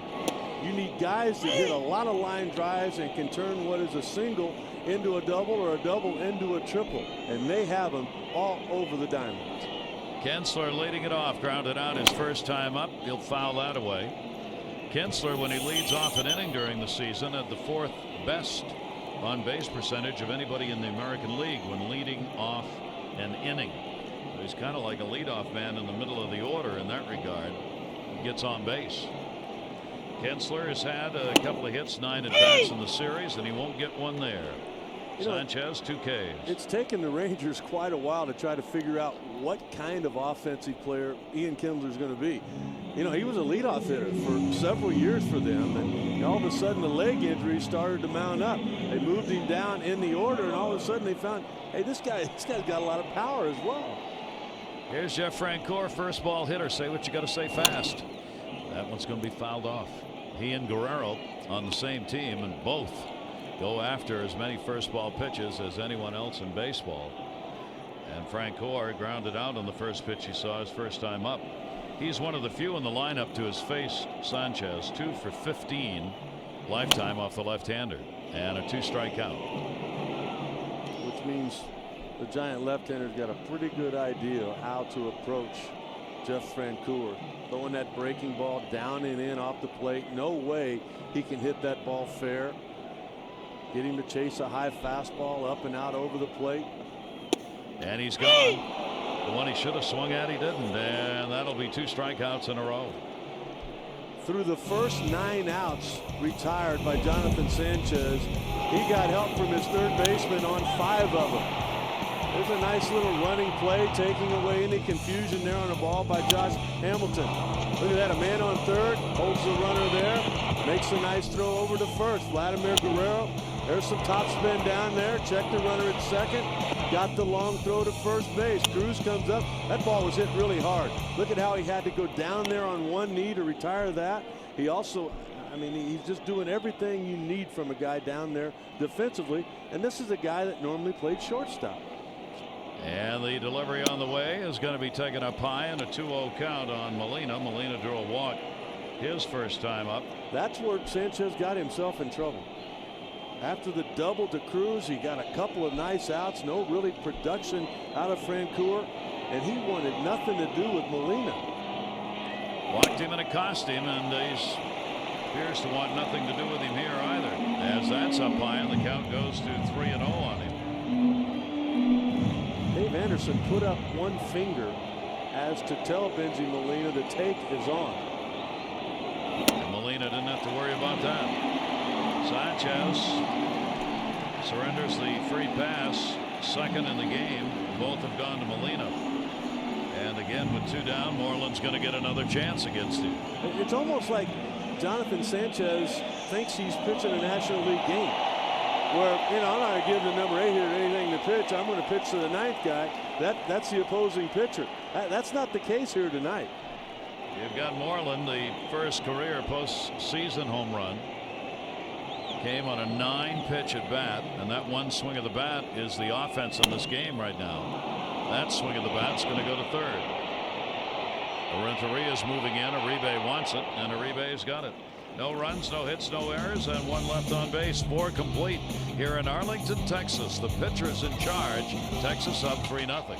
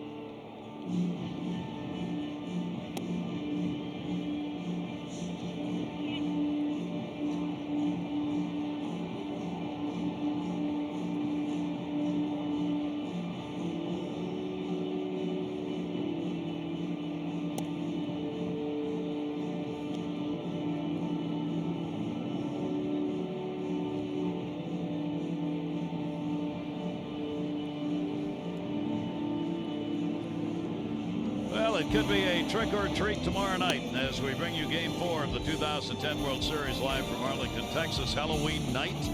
Madison Bumgarner will go for the Giants and Tommy Hunter scheduled for the Rangers.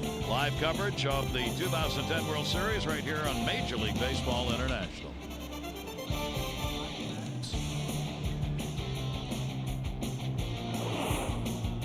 Talking with Mike Maddox before the ball game, the pitching coach for the Rangers, the possibility that Cliff Lee would be on the mound for Game 4. He kind of looked at me, he smiled, and he said, everything is subject to change. Then Ron Washington told us about an answer to that question. I don't want to start any rumors. Seems though everything I say gets... I'll start a rumor. If the Rangers lose tonight, Cliff Lee's going to be on the mound. Yeah, I don't think there's any question about that. And a strike taken by Uribe. Bottom third of the order, Uribe, Sandoval, and Renteria. Uribe popped out his first time up. Couple of hits, 8 at bats. That one's going to be foul tipped into the mitt. Colby Lewis putting some strikes into the zone. He's walked 2, struck out 3. Sanchez 2 walks, 3 strikeouts. 31 years old. Uribe will take it outside for a ball. You do not let your team get eliminated from the World Series having your best pitcher ready to go the next day. That would not happen. No. It's all hands on board if you're down 3-0. 1-2 delivery on the way, foul back. We've talked about Uribe and Renteria and what they've done together. This left side of the infield for the Giants coming into the game, hitting .357 in the first 2 games, 6 runs scored, 2 home runs, and 8 RBIs for Renteria and Uribe. The veterans at short and third. And that to center field. Hamilton will go back on it. He's got this one lined up. 1 out, 5th inning. Looks like he's starting to find his command right now after Colby Lewis walked the guy in the first and second inning, has not walked anybody as of late, and that's normally his strength. He has not been real good with that curveball as of yet. To me, that's the big reason that he has not gotten, more than just 1 strikeout per inning. Colby Lewis won away here at home this year. He went 6-4, 3.41 earned run average for him. Faces Pablo Sandoval, the designated hitter, who hit into a double play his first time up. Sandoval will take that one for a strike. That's the one right there that helped him pick up the 196 strikeouts during the year. Not only a good curveball, but good command of that to both sides of the plate. That ball is off the fists and back. The first pitch strike, and it's true for most pitchers. Now there are some who get away with it, but for Colby Lewis, if he gets the first pitch strike, the opponent batting average is 196. If he doesn't get the first pitch strike, the opponent batting average is 252. So you want to get the first one, and he's got 14 out of 17 in this ball game tonight. First pitch strikes, and he got another one. Play will be made at first, strikeout, and the assist.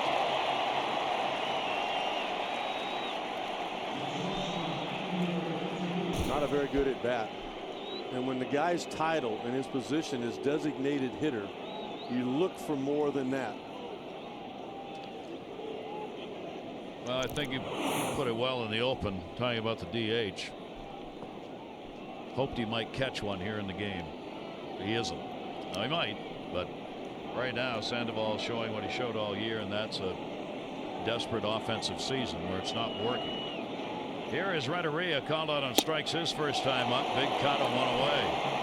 I'd really be surprised tomorrow, regardless of what happens here, if it's not Ishikawa at first base to improve the defense there. And then Aubrey Huff says, I'm perfectly fine with being the designated hitter.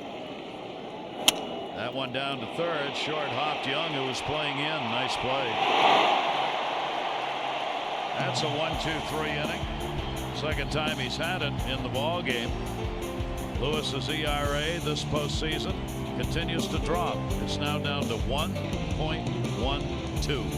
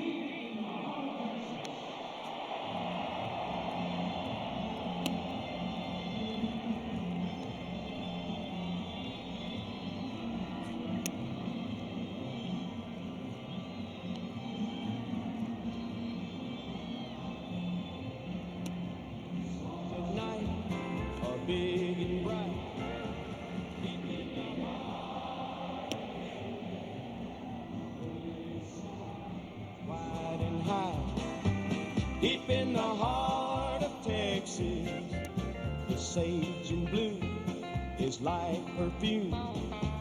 Deep in the heart of Texas,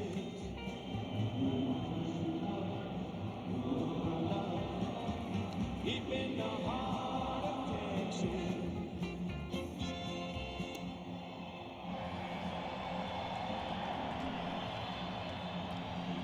To the strains of Deep in the Heart of Texas. Fans are up with their rally towels going.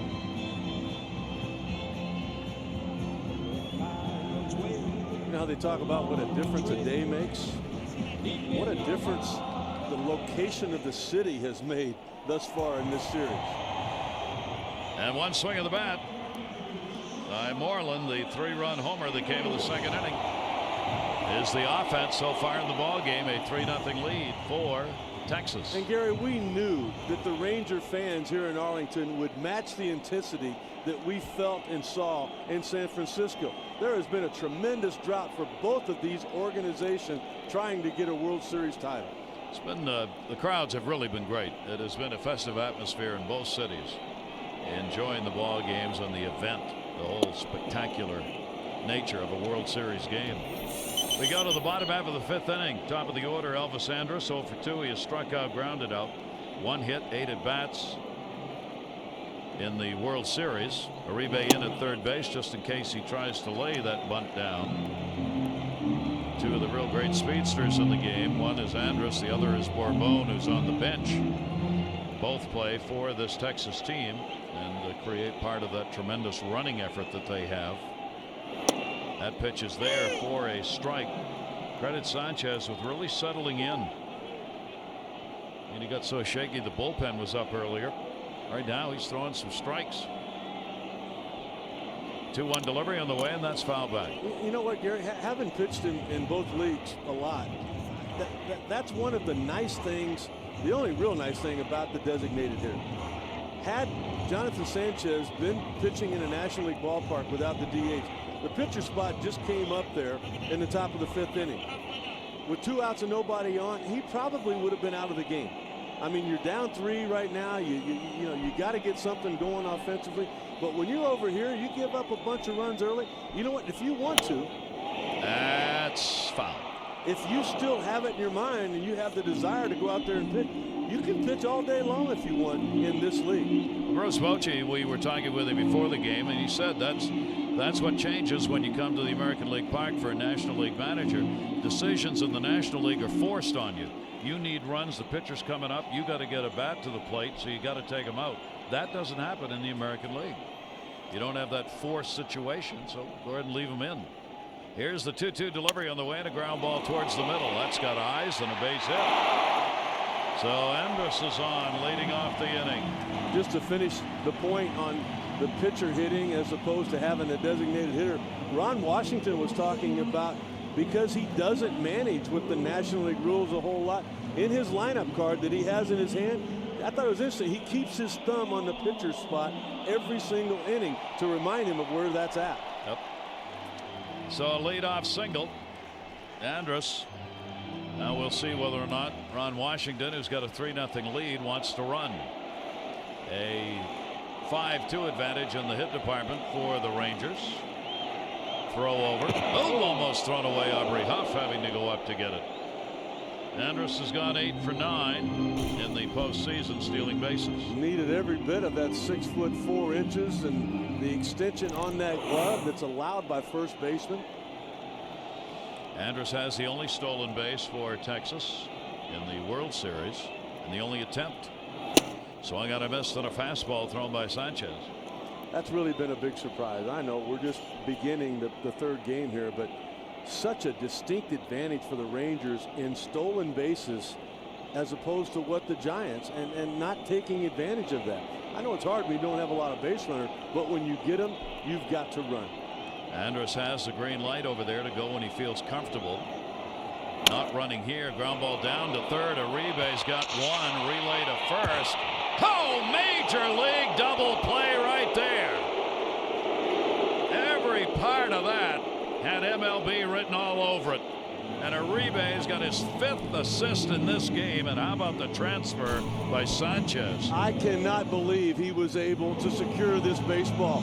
Look at that hop, how it comes up on him. Even though it's in the webbing of his glove, all in one motion, he gets off a strong throw. It wasn't the most accurate throw, but it had enough on it to where Sanchez could secure it, get out of the way of the runner, and get the double play.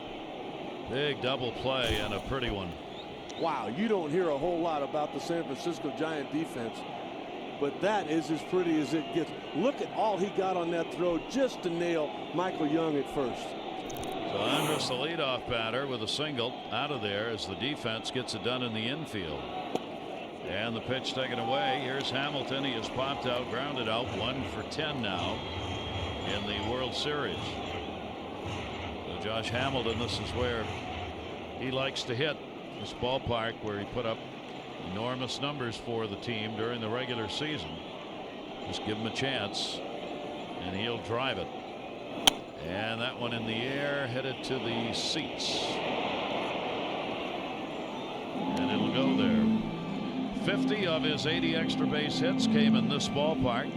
He hit .380 for an average at home, and 23 of his 36 home runs were hit in this ballpark. Josh was telling me before the game during batting practice, a big difference for him this year has been his ability to keep the weight on that he began the season with. 2-1 delivery on the way in the air to right field. That ball is way back. Put another one up. Goodbye. Home run.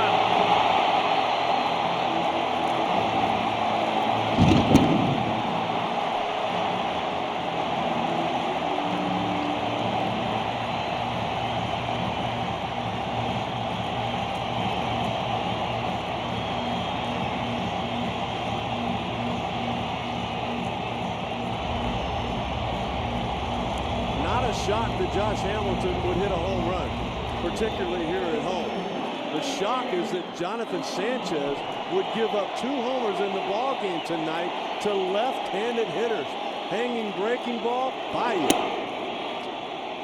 So Hamilton makes it a 4-0 ball game. Now how big is that double play that was turned by the San Francisco Giant infield?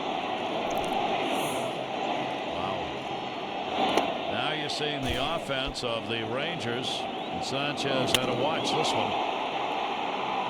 I like to watch it when people hit home runs and they act like they've done it before. They treat the opposition with respect. This game's not over. There's a lot of people these days that stand there and watch that. I don't get that. If it's a walk-off homer, dance all you want. But when the game's still at hand, get going.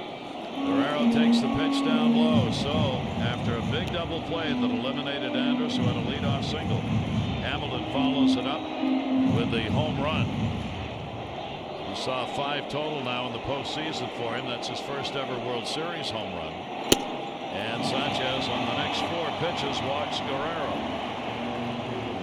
That'll be the 3rd free pass. The other 2 were issued to Molina. And that's it. Bruce Bochy has seen enough. He's going to make the pitching change right now. Guillermo Mota has been up a couple of times.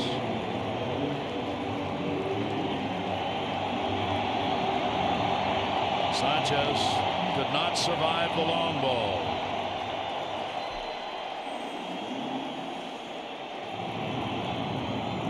These long balls have given Texas a 4-0 lead and gotten them into the bullpen of the Giants.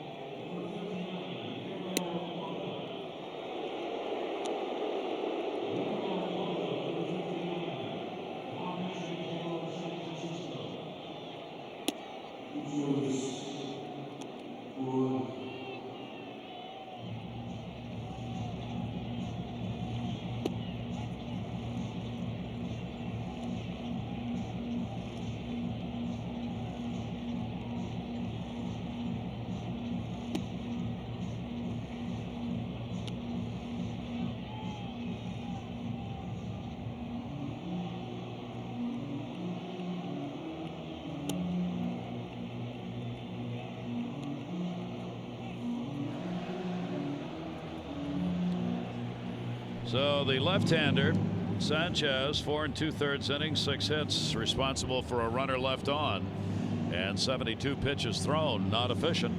And we will see the bullpen come into play in this ball game early for the Giants. Guillermo Vota. That was a bad box of chocolates, was it not tonight? The second consecutive non-quality start for Jonathan Sanchez. Ronnie Washington told us before the game, we want to get into that bullpen as early as we can. I kind of shook my head. I mean, you better win the game off the starting pitcher, because the bullpen for the San Francisco Giants is tremendous. Here is the 37-year-old right-hander facing Cruz, who doubled and scored in the second inning and is grounded out. Hamilton, the home run, came with 2 down, and then Guerrero drew the walk. He is on at first base. Now Mota on in relief, trying to settle this inning out. 4 runs, 6 hits Texas, no runs, 2 hits for the Giants. Looking at the numbers for the San Francisco Giant bullpen, since July the 1st, they were 21-5. Their ERA in the month of September was right around 1. It was actually under 1 for a long period of time until right at the end of it. Mota had worked an inning here in the World Series and has not given anything up, and will just miss away with that one. A 1-ball, 1-strike count with 2 down as Texas, liking the home cooking here in game number 3, trying to get a victory under their belt and make it a 2-1 World Series. Mota's pitch swung on and missed. He's got that big motion that comes from third base, like all the way around the right-hander. It's going to look like it's coming right at your eardrum when he starts to release the ball. And he's about 6'6", and you put him on top of the mound. You think about the angle that he's created where he releases that baseball and the direction that it takes heading down to home plate. Inside, didn't get him. 2-ball, 2-strike count. Outfield deep and straight away. On Cruz, getting his second hit with that double in the World Series. He is now 2 for 11. Vladimir Guerrero not going anywhere over there at first base. Here's the 2-2, and he goes. Oh my gosh. Shouldn't have gone. There you go. Guerrero taking off and running. Of all the people in the lineup, you would expect not to be doing that. That's Vladdy. Aggressive, he told us, but not reckless. That was a little reckless. Yeah. And the homer in the inning by Hamilton extends the lead to 4-0.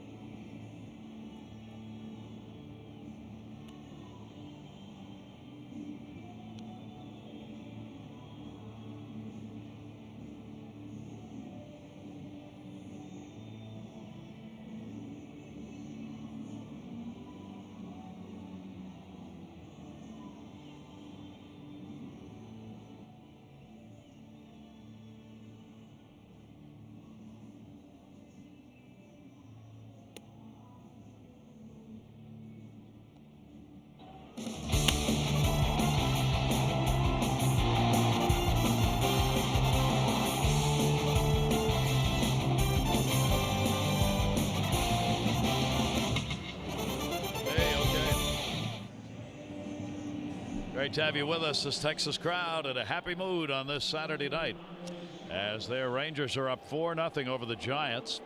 Wherever you may be watching around the world, we welcome you. A special welcome to those of you who are serving in our nation's armed forces. Wherever you may be in the world, we are honored to be able to bring this to you over the American Forces Network. Be you on land or at sea, thanks for being with us, and we hope you're enjoying the World Series. Well, the Rangers are enjoying the performance of Colby Lewis tonight. That is now 9 straight first pitch strikes and 16 of 19 on the evening. Torres will take that one for a strike. Right now, 31-year-old right-hander Colby Lewis in charge. 0-2 delivery, and that's going to be fouled off. Sanchez reached second base in the first inning for the Giants. He's the only one. They have stranded just 3 base runners. Nobody past second. There's that ERA that keeps going down with each passing inning for Colby Lewis in the postseason. Torres 0 for 2, a ground out and a pop out, grounded up the middle, shortstop in front of it, Andres. It's amazing from up here where we're at to watch his range. Having watched the last couple of series, Derek Jeter was out there. Now you've got Edgar Renteria. I mean, he's playing straight up. That ball's hit right back up the middle. And normally when it goes over the dirt, as a pitcher, you kind of just go, all right, you know, the leadoff guy is on.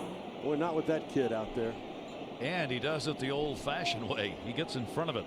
He doesn't side saddle balls, which is something a lot of infielders are doing in this day and age, and you're not supposed to. You don't give yourself a chance to knock the ball down if you play it on the side, whereas if you do what he does, just get in front of it. You got a chance, at least a second chance maybe, if you don't field it cleanly, to make the play. Freddie Sanchez up. A little close to the noggin. Not thrown very hard. Easy for us to say. He has singled and flied out. You really don't know that until you get back up and the catcher goes, it was a curveball that didn't break. Oh, okay. I mean, right there, you just bail. You're gone. You're gone. You have no idea where that ball's at. You just know that you're fortunate it didn't hit you. Get me out of here. And then the ground ball to third base, played by Young. And Lewis is cruising. This copyrighted telecast presented by authority of Major League Baseball Properties, Inc. may not be reproduced or retransmitted in any form, and the accounts and descriptions of this game may not be disseminated, always a good word, without express written consent. Never want to disseminate without consent. 4 runs, 6 hits, no errors for Texas. No runs, 2 hits, no errors for San Francisco. Especially with the commissioner in the ballpark tonight, along with former President Bush. Cross your T's and dot your I's. And don't disseminate. Don't disseminate.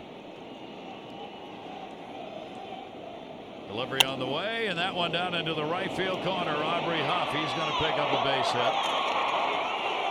Rolls around the wall. Huff slowed down going into second base, not realizing that it had gotten by Francoeur, so Huff's got himself a double.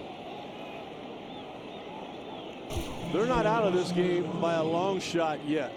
There still are some question marks about the bullpen for the Texas Rangers. We have not seen their closer yet. He's not pitched in 9 days. You have no idea what to expect there. So if you're the San Francisco Giants right now, the conversation has to be, let's just get one. Let's just try to hang close, get back into this thing. We'll make a run at them before it's over with. And here is Buster Posey with a runner at second base.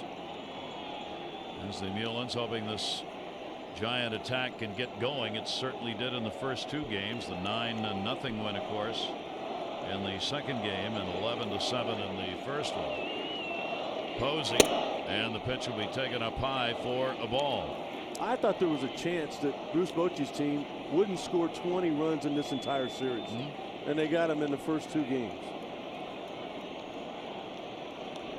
Now being shut out on 3 hits so far in this one. Posey down to third base, foul. And the 1-ball, 1-strike count. Posey's had 3 hits now and 10 at bats and a walk. here in the World Series games, or the catcher, who's going to be around a long time in this game, what we have seen and as was expected. Just being around him the last couple of weeks, the word presence comes to mind. And I'm not talking about Christmas presents. I'm talking about that same kind of feeling with Posey that we got with Tulowitzki and Longoria. These young players who get here and immediately remind you that they belong. Now the Texas fans up, wanting another strikeout. Lewis has had 4. Posey will try and quiet it down as he steps out of there. His mentor standing right behind him, or at least down in the catcher's position. Molina, and he got him. Got him looking. No runs, 1 hit, no errors, and 1 left on base.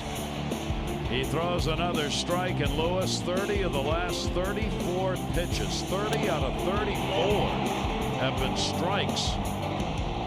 And if you got a 4-0 lead, what you want to do is get back to the bench as fast as you can, and that's how you do it.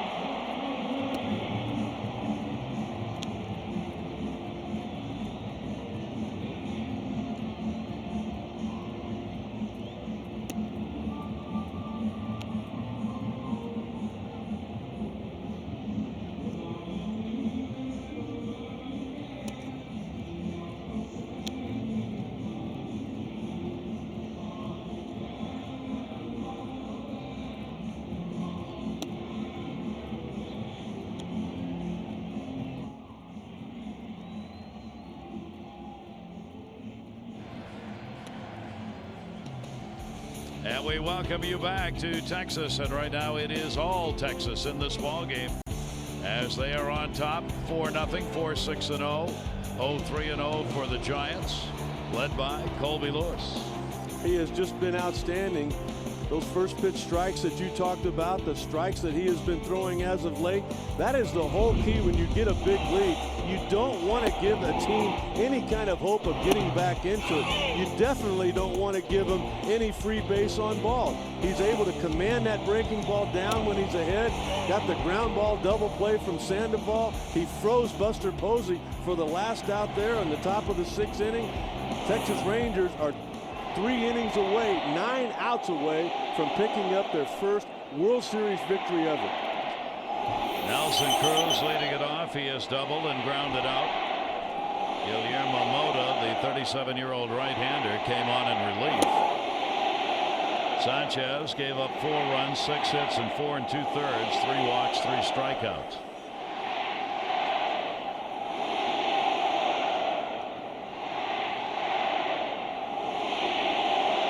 We'd tell you what they're saying, but we can't figure it out yet. We'll work on it. In the air to left field. That ball back near the wall. Burrell is there, and he's got it. Cruz is retired on another hard hit fly ball up. One away in the bottom half of the 6th inning. Well, we'll send out some of those to folks who are kind enough to email us. Thanks to all of you. Randy Pike, Grand Prairie, Alberta. He said, what's the rope that the players are wearing around their necks? Anything to do with the game? You know what? I actually got one today from Ron Washington. He says, you know what? Somehow, some way, it makes your body feel better. And Ronnie and I are about the same age. I said, I'll take anything you got. What is it? Is that one of those magnetic chains? Yeah, it's the same kind of thing. I haven't taken it out of the box yet. Oh, all right. But if you notice me tomorrow just with a lot more energy, I'll have to get you one. All right. That's what they're about. Believe me, it's not a necklace for, bling. It's not just bling. It's not bling. Okay. Here's Ian Kinsler. That is taken outside. I'm not sure about wearing a necklace, but I did when we had those shirts that opened down to your belly button there back in the 60s. And you had some puka shells on there. You're not kidding me. I did have some puka shells. I still have them somewhere. There you see Elvis saying, if I could play shortstop like him, I'd wear a bunch of them. That is fouled away. So that's what they're wearing to produce energy. And take away pain is what I'm told. I've tried the little magnet things on your wrist from time to time. I didn't really attract anybody. I didn't notice much there. Well, maybe the rope will do more for you, Rick. We're hoping. That one's going to be in the air towards the seats. Huff coming over, no play. Moving on to Sao Paulo, Brazil. The guys from Soccerland sent us a note. Ricardo Rojas, thanks very much. Said no question, just watching, having a good time. Good for you. The Mendozas from Germany, Andy, Linda, and Tex. They wanted to send best wishes to Horbach from Horbach, Germany, back here to Texas. They're Ranger fans. Fort Worth, San Antonio, and Laredo, where they are from. Andy Mendoza, thanks for the note. Gary, just hearing all of those countries and great people that are sending messages to us, it makes me think of the World Baseball Classic and how its main purpose, the main reason for it, is to expand baseball all over the world. And all of the money that comes out of that thing is designed to go back into those countries so that the youth all around the world would be able to play more baseball. Ian Kinsler shattered the bat, popped it up, shallow left, no man's land, base hit. The Bermuda Triangle. That's where it fell, and it's a single for Kinsler, his first hit of the ball game. I'm just thrilled that that bat did not end up in the stands. We saw that happen in San Francisco a couple of times. He's just absolutely sawed in half there. Look at that. I mean, he's basically got a sword in his hand, and there's one flying through the air. That ball landed right against the wall, right behind home plate. We had one of those bats actually go into a dugout, and a player actually was injured rather seriously as it acted like a spear and impaled him.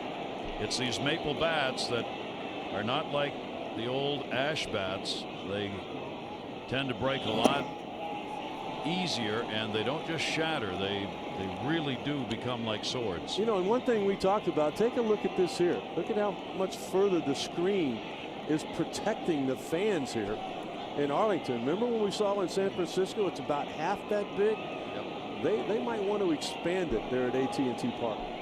Here is Jeff Francoeur with a runner on. I have to get to this. Joe Mamaliti in Italy sent a note. 2 a.m. here. I convinced a few of my Italian friends to stay up and watch. We're really having a good time. I have to keep explaining and translating some aspects of the game, so he said, Sut. That's outside. Any chance you can explain any aspect of the game in Italian? There's a nice plate of pasta awaits you if you can. See? Well, let's talk about Team Italy and that big victory they had over Team Canada in the World Baseball Classic. Do it in Italian. Right. Where's Francisco Cervelli at when I need him? In other words, we're not going to see that plate of pasta. Oh, boy. Sorry. Thanks, guys. Hope you are enjoying it. If we'd have had that in advance, we'd have cheated, looked up some Italian words online, had a complete sentence for you, and expected the pasta. I took French in high school. I don't even know why. I got to help you. See, we had the wine already. Some of the folks in Italy, they've promised us wine. Now we have the pasta. Runner goes. Here's the throw and a stolen base. Absolutely nothing Buster Posey could do there. Mota, that big high leg kick, it just takes too long for it to get there.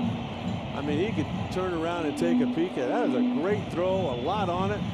Look at him come up. Look at the throw right on the money. That's going to get most people. He's doing everything he could do there, but Mota's just too slow. Second stolen base for Texas. Kinsler gets his first in the World Series, that is. Now he's in scoring position for Jeff Francoeur. Long set by Mota. The timeout had already been taken at the plate before the pitch was delivered. So that one will not count. I mean, potentially a big run here. You're looking for that 5th run. We always talk about this to get away from the grand slam home run that could tie a ball game, especially late. You're looking to add that 5th, 6th run, extend that lead, make it more difficult for any comeback here by the Giants.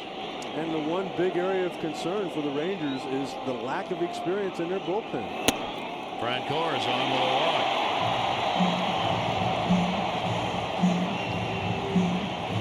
First walk surrendered by Mota in the ball game, and Dave Righetti will make his way to the mound. Pitching coach. The concern is who was walked in that at bat. That's hard to do. Walk Jeff Francoeur. You've got to miss by a lot for him not to swing the bat. I think maybe the speed of Kinsler kind of rattling the veteran Mota. Dave Righetti going out there trying to right the ship. Francoeur had a grand total of 30 walks during the regular season, and that came in 454 at bats. That's not a good ratio walk-wise. So as we told you, he swings at more first pitches than anybody else in the majors. But he gets a walk here. Now runners on at first and second base, and Molina, who's already done damage to his former team, will try and do more. He's had 2 walks, one of which came ahead of the home run by Moreland, 3-run homer in the second inning. Hamilton has a solo homer, pickoff move at second base. Sanchez puts the tag on too late. I will guarantee you the green light is on for Ian Kinsler. Not only trying to get him to third base with less than 2 outs, but also bring Francoeur with you so you take the double play out of order with Molina at home plate. Molina's actually had a 2 for 4 with runners in scoring position in this series. And that's going to be fouled away. So Texas with 7 hits on the board now. They are shutting out San Francisco. Remember, we had a shutout in the last game 2 days ago, 9-0, the Giants beating Texas. Now it's Ron Washington's Rangers who are posting the shutout behind Colby Lewis and the offense of a couple of homers here in their home yard.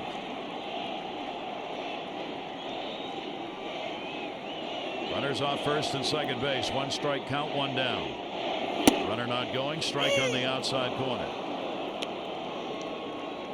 Molina taking a look, let it go by. That has been a strike all night.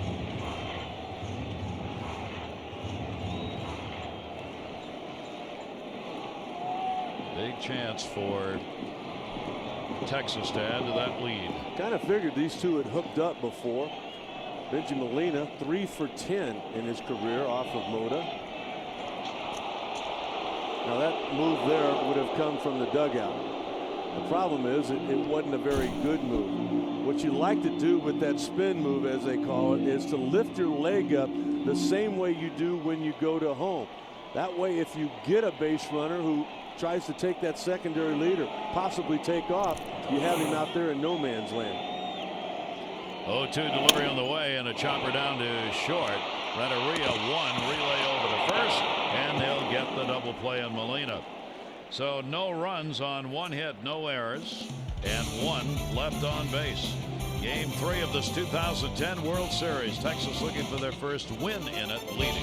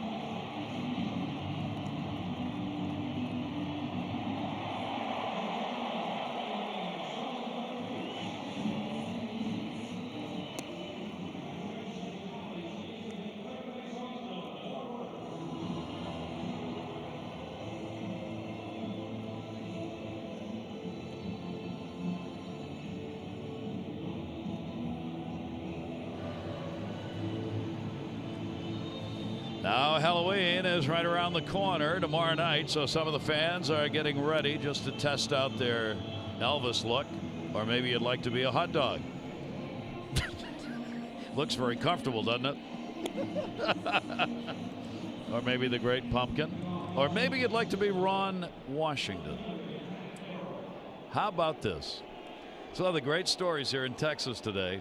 This is a 7-year-old who asked his dad if he could look like Ron Washington for this game and for Halloween. He actually shaved his head. He's 7 years old. His name is Liam Roybal, lives in this area, and put that on. Ron Washington was asked about it yesterday and was very choked up, almost crying. He was really moved about it. He was very moved that the youngster wanted to be like him and would imitate him. He said, "I'm not a star. I'm just a baseball guy." He said the fact that youngster wanted to do that really touches me deeply. Gary, as you know, I've known Ron Washington for a long time. He was my shortstop in Double-A back in 1976. His career started out in the Kansas City Royals Baseball Academy. All he was ever told was that, you know, the things that he couldn't do. Finally gets to the big leagues. He gets him a house built down in Louisiana, in New Orleans, and all of a sudden Katrina comes in and takes that away. This man has had to resurrect his career so many times that I understand why he was really moved by that he actually, you know, someone wanted to be him. Yeah. And the youngster's been invited to come to the ball game tomorrow and announce play ball. That ball is taken back into the seats, a foul ball as we go to the 7th inning. Pat Burrell, Ross, and then Uribe coming up, as the Giants have just been throttled by Colby Lewis. They've been held to 2 singles and a double. Sanchez a single, Posey a single, and Aubrey Huff a double. Only 4 have been stranded on base, only 2 in scoring position. Pat Burrell will take it in the air the other way this time. And again, that's headed towards the seats and will end up there. Burrell has struck out twice. Burrell tonight has seen 11 pitches and 9 of them have been strikes from Colby Lewis. I was just kind of thinking that he needs to make some kind of contact here to see his name in the lineup on Halloween. Bruce Bochy's got other options. Aaron Rowan could be out there tomorrow. 1-2 delivery, and again got under it and pops it back. And that'll go a dozen rows back. One thing about the Giants manager, you and I have known him for a long time, Gary. He loves power.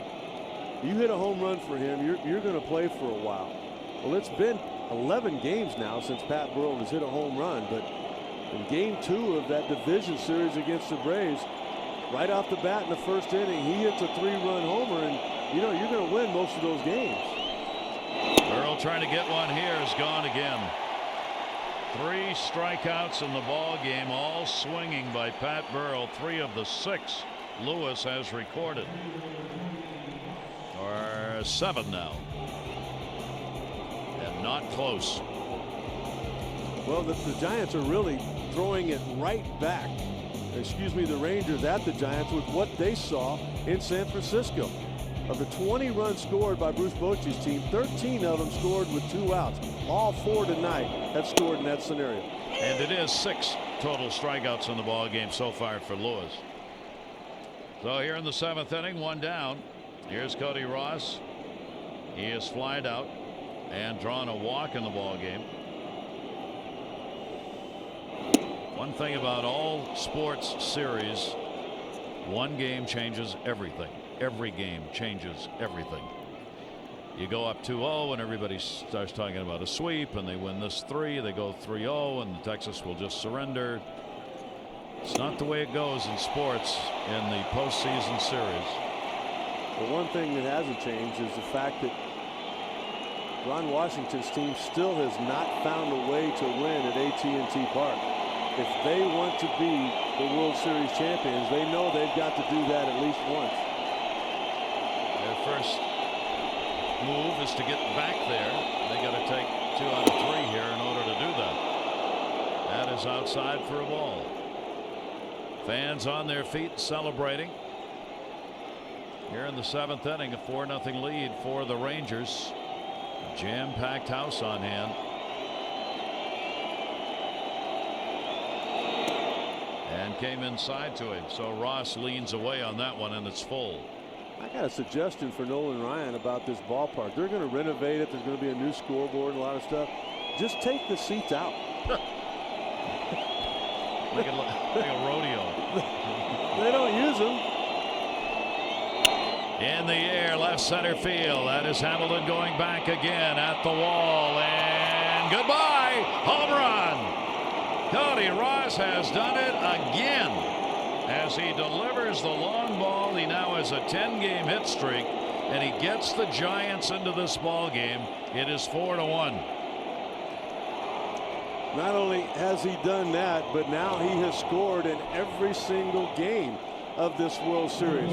Let's go back and take a look at the sequence here. Bobby Lewis trying to get him to expand the zone with that slider away. There it is. All right, I'll give you that. I'm going to take a strike. We've got to get back into this game. Not biting. There he chased that fastball up and in, thinking it was going to be a hanging slider. It's almost like he was sitting on a slider this whole at bat. And then finally said, you know what? You've got to challenge me. You can't walk me being up 4-0. Gets that fastball. And as they say with his swing, it's kind of a buggy whip. Puts it up into the bleachers in left center. First World Series home run and the 5th of the postseason. And the pitch will be taken for a strike. Uribe has popped out and flied out. Lewis gave up 21 home runs during the season. Swung out a miss. Uribe's been unable to catch up with that ball away. On Washington with Darren Oliver up and throwing in his bullpen. Tried to get him to bite one a little further away, and he let it go 1-2. I thought it was kind of interesting too when you asked him about Derek Holland. He said absolutely he's part of our game plan tonight. That's going to be a roller to third base played by Young. He's got plenty of time. 2 away in the 7th. Holland has been outstanding for them all year, and one bad outing in the postseason is not going to shut him down. You know what? That's kind of like when your kid falls off his bicycle or gets bucked off the horse. You got to put him right back on it. That guy has a chance to have an amazing career. In his early 20s, throws in at mid to upper 90s. He's going to be starting rotation next year. You can't afford to lose him. You've got to find one more hitter at least for him to face in this World Series. Now Sandoval with 2 down. He is struck out, hit into a double play, puts that to center to Hamilton, and one pitch retires him. So a run in on the home run by Cody Ross on one hit. Nobody left on base in the 7th inning. The Giants do get on the board. It is now a 4-1 ball game. There's your line, and it is 7th inning stretch time here in Game 3. And we'll stay here at the ballpark for the performance of God Bless America. The full house on hand to watch this one and hope that the first World Series win ever here in Texas is going to be recorded tonight and just change the whole dramatics of the way this looks. And there's no reason to believe, I mean, Texas can't come back in this series, and 3 games being played here. And now, ladies and gentlemen, we ask you to please rise and join with the San Francisco Giants, the Texas Rangers, and all of Major League Baseball as we pause to honor the men and women of our armed services here at home and around the world. We invite you to join in singing God Bless America with Martha Plimpton, star of the Fox television show Raising Hope. God bless America,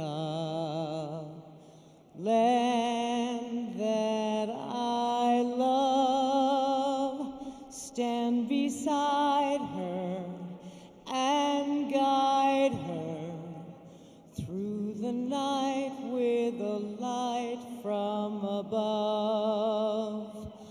From the mountains to the prairies to the ocean, white with foam. God bless America, my home, sweet home. God bless America, my home, sweet home.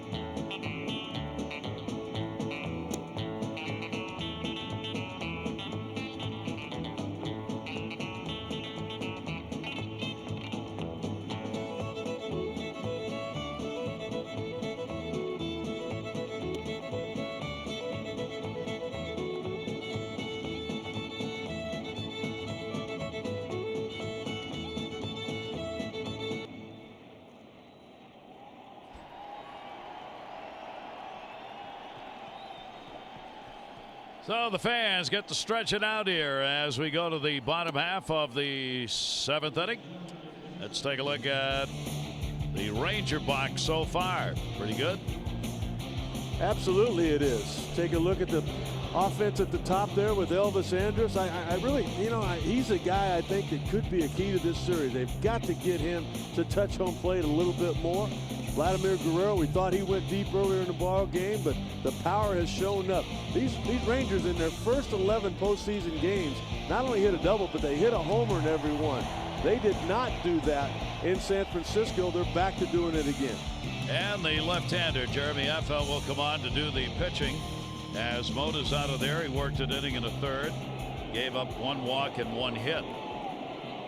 Effel will be working to Moreland, Mitch Moreland, who's had the big hit so far in the ball game, the 3-run homer. It's kind of funny that you have certain guys that pitch when you're ahead, and you got certain guys that pitch when you're behind. Mota and Effel are the behind guys for the San Francisco Giants. They would be the ahead guys for a lot of other teams. He has worked in 1 ball game down to first base, and that'll be handled by Aubrey Huff. So Moreland, who had the 3-run homers, retired on 1 pitch here in the bottom half of the 7th inning. Top of the order, Anderson Young will be due up for Texas.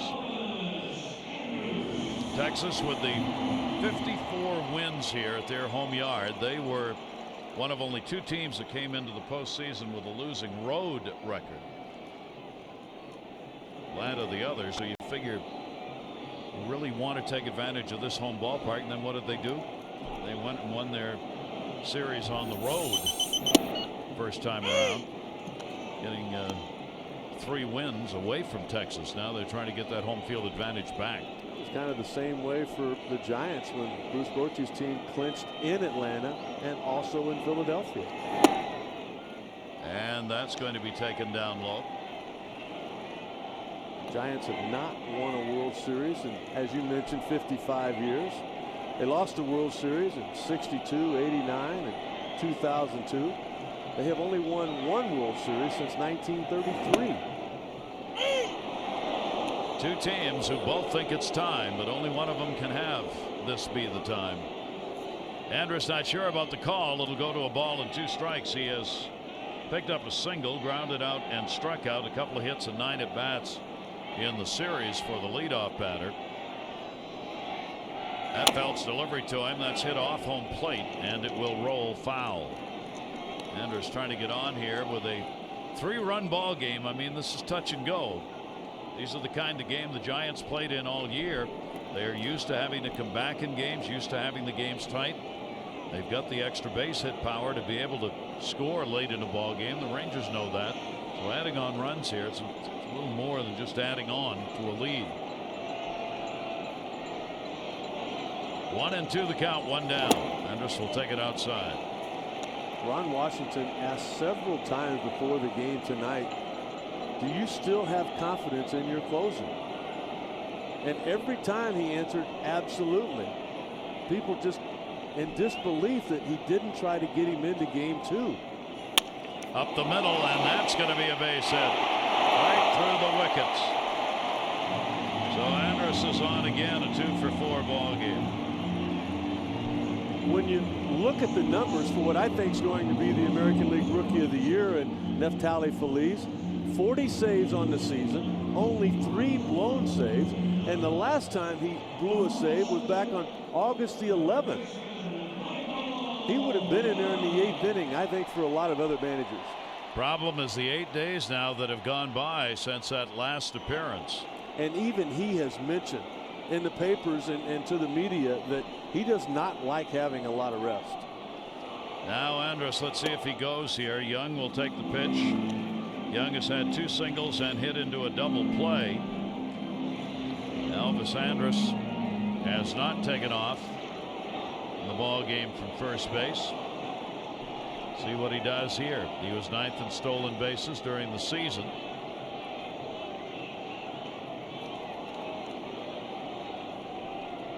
Affeldt will make the throw over to first. Kind of a tough combination to run on. Affeldt's got a decent move over there. 8 in the postseason for him. Tied for 5th most in a single postseason year.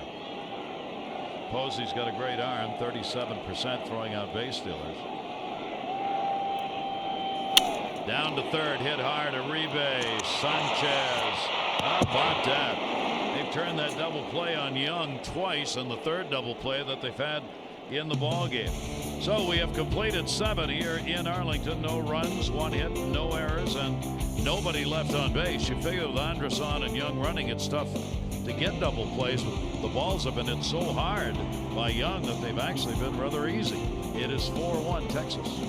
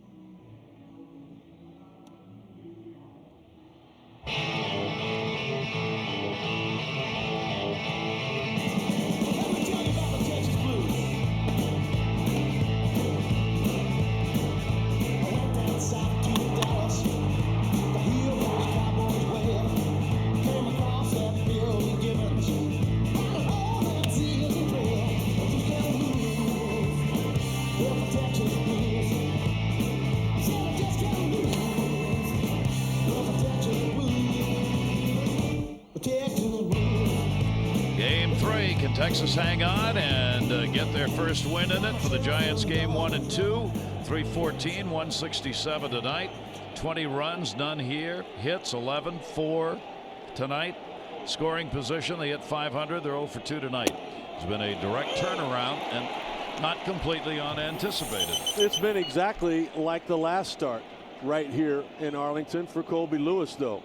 Against the Yankees in game 6, 8 dominating innings. He only allowed 1 run, and in the 8th inning of that ball game, he struck out the side in the 8th inning, including Derek Jeter in the last pitch he threw of game 6. He has been their stopper so far in this postseason. Edgar Renteria with an 0-2 count. Renteria loops one. Second base.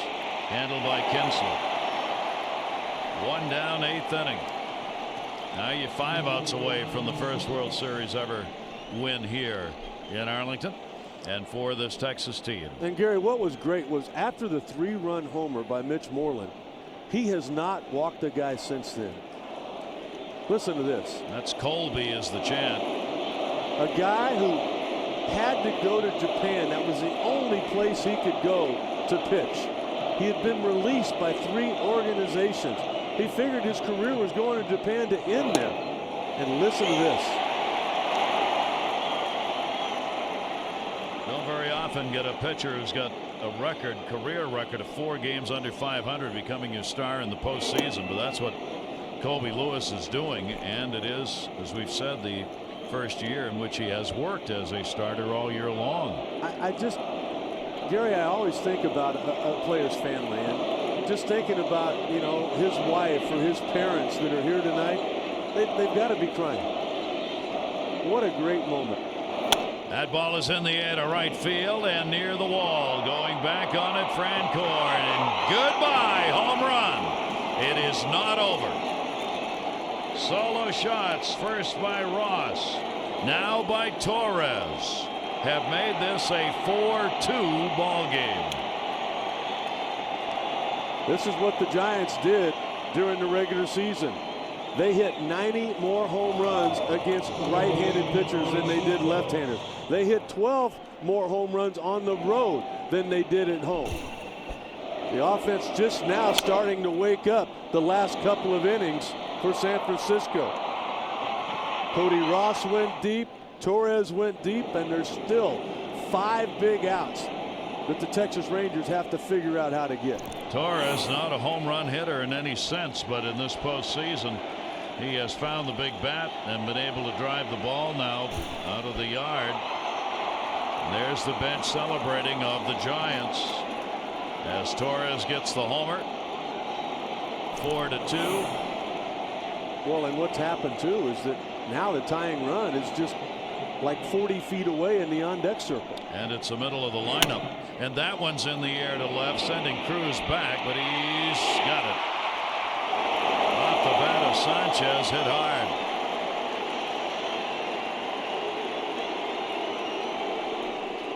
It has been an outstanding defensive ball game here tonight.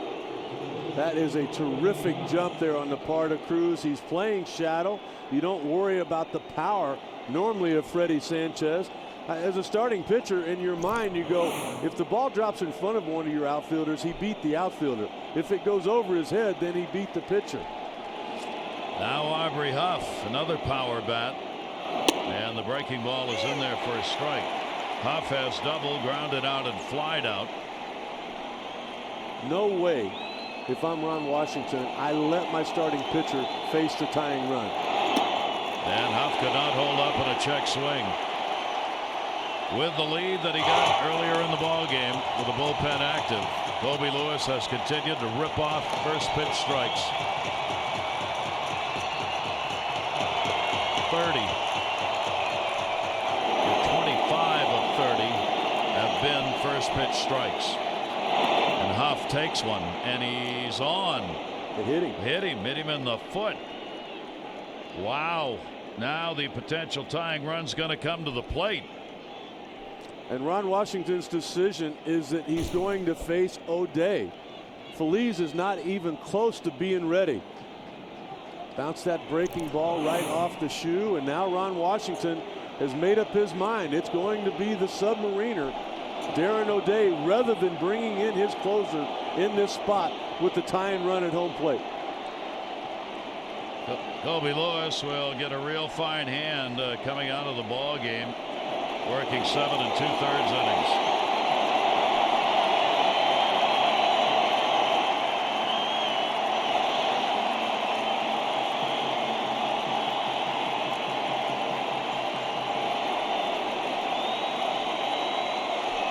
So Kobe Lewis will leave with a chance to be the winner in this game, but it's now up to Bullpen to maintain a 2-run Texas lead.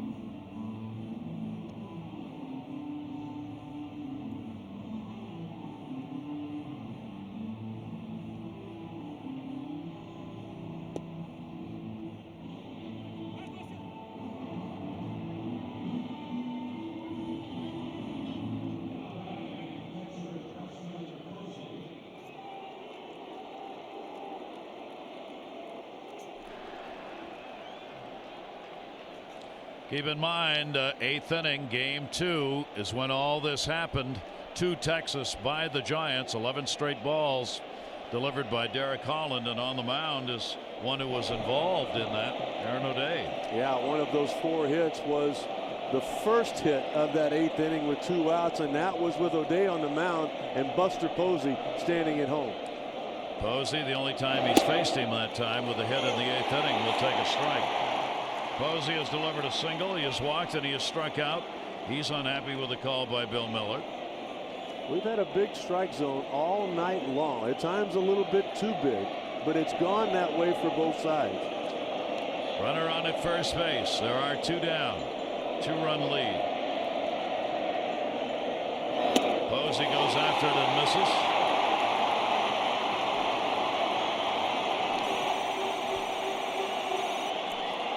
Obviously, those are inflated quite a bit because of the outing in game 2. But Ron Washington showing a lot of faith in a guy that helped him get here. You stick with those that bring you to the dance.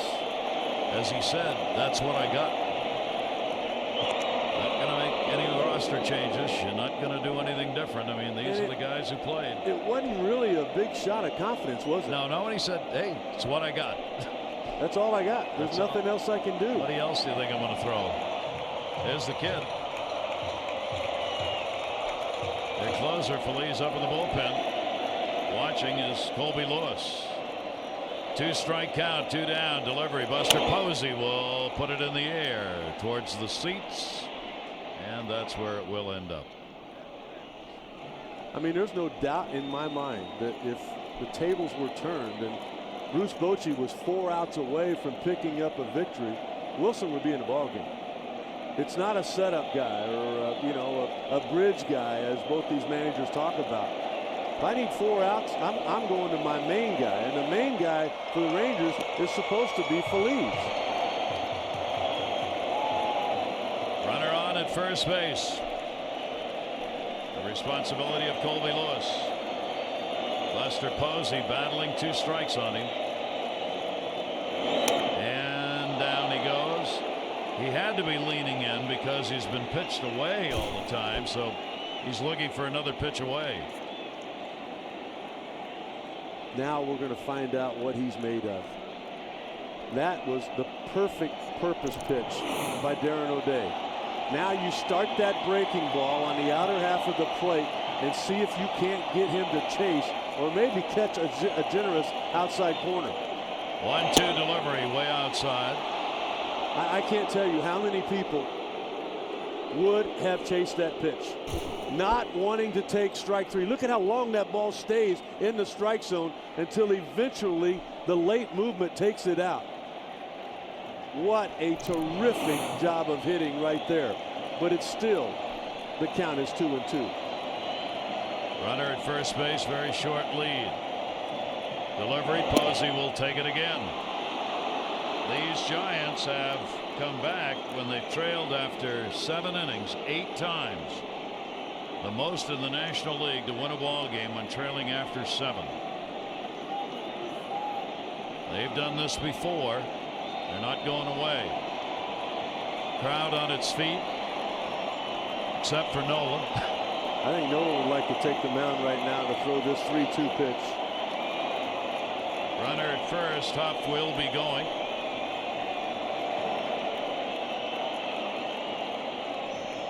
Day takes a long time and steps off.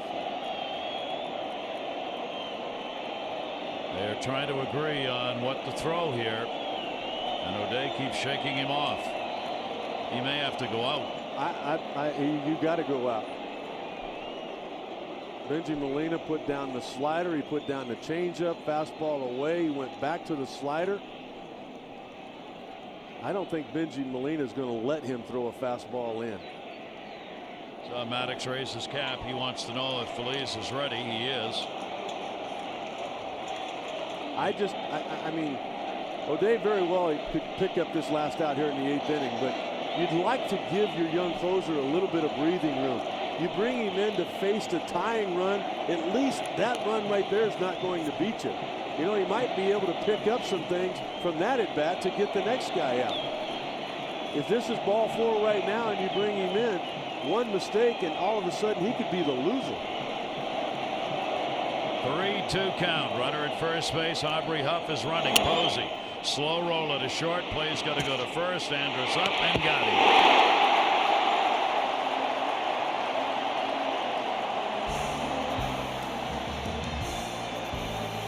One run on 1 hit. No errors and 1 left on base. A big out.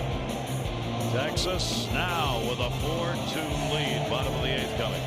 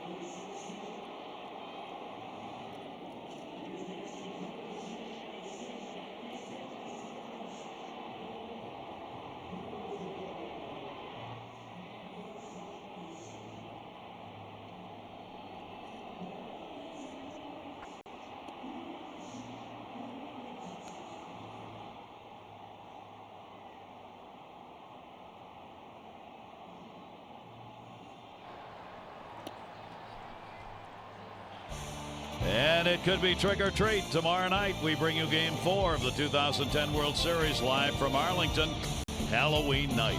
As Madison Bumgarner will go for the Giants and Tommy Hunter for the Rangers. Our live coverage of the 2010 World Series right here on Major League Baseball International. Gary Thorne and Rick Sutcliffe. The starters tomorrow night. Will it be 3-0 or 2-1? I'm still not convinced it's going to be Tommy Hunter. They have lost 3 of his last 4 decisions, including the 0-1 you see there in the postseason. He has not pitched well since the postseason began. We know that Cliff Lee threw his side session yesterday. If everything went well there, to me, the decision, you've got to win 4 out of 5. Don't you feel more confident about having Cliff Lee on the mound for 2 of those? Yep. It's a pretty easy answer. I don't care what happened in Game 1. We go to the bottom of the 8th inning. Affelt remains on, the left-hander. Gave up just a single, faced only 3 in the 7th inning. He's got Hamilton, Guerrero, and Cruz. Hamilton the home run in the 5th inning. A solo shot, first of the World Series. And he will take that one for a strike. And then, boy, would they love to be able to get a run or more up here in the bottom of the 8th. 4 runs, 8 hits, no errors, Texas. 2-5-0 for the Giants. It gets real easy to manage your bullpen with the way Ron Washington has his lineup set. After the left-hander, Josh Hamilton, you got Vladimir, Cruz, and Kinsler. You're not going to pinch hit for any of those 3, and all 3 of them are right-handed. So Bruce Bochy's just on the top step right now, regardless of what happens here, ready to come out.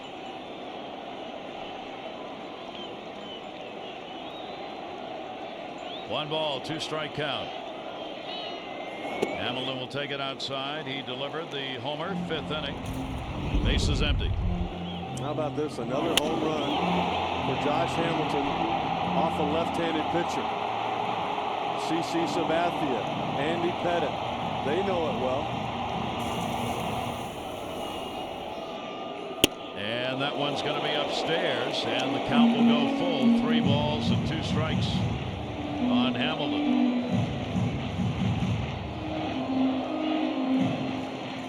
Five home runs in the postseason, 4 against left-handers, tied most all-time by a left-handed hitter in the postseason with Rusty Staub, who used to play in the other side of Texas for a long time, and tied with Chase Utley of the Phillies. In the air to right center field. Torres has it. Hamilton is retired. 1 down in the 8th inning. And that will be it. Affelt will come out of the ball game as he works an inning and a third and gave up only 1 hit. The starter Sanchez charged with a 4-run, 6 hits, and 4 2/3. Kobe Lewis on the other side ended up with a final line of a couple of runs on 5 hits in 7 2/3 innings. A little deeper into the bullpen. Right-handers coming up.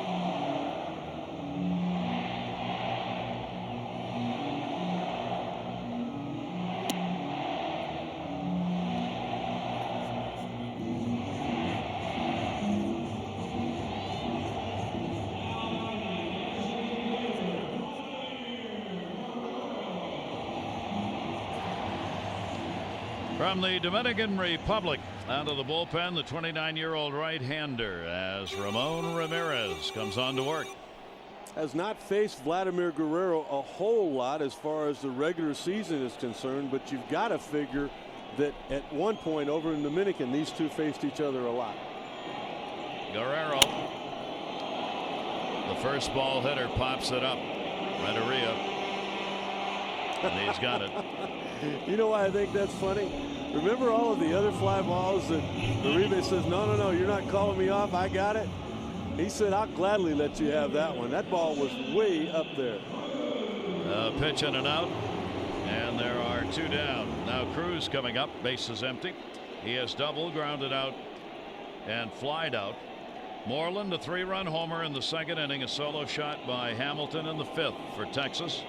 The Rangers had the lead 4-0 until the home run by Cody Ross in the 7th inning, and then it became 4-2 on a home run by Torres in the 8th. And the drama of this game right now is that you've got the rookie closer who's got to have some mind problems, probably coming out here to try and save a World Series game in the 9th inning, 4-2, who hasn't worked in 8 days and who has a manager who hasn't had a lot of confidence in him. That's what's set up at the moment. Says he does. And to short and off the glove of Renteria. And Cruz is on.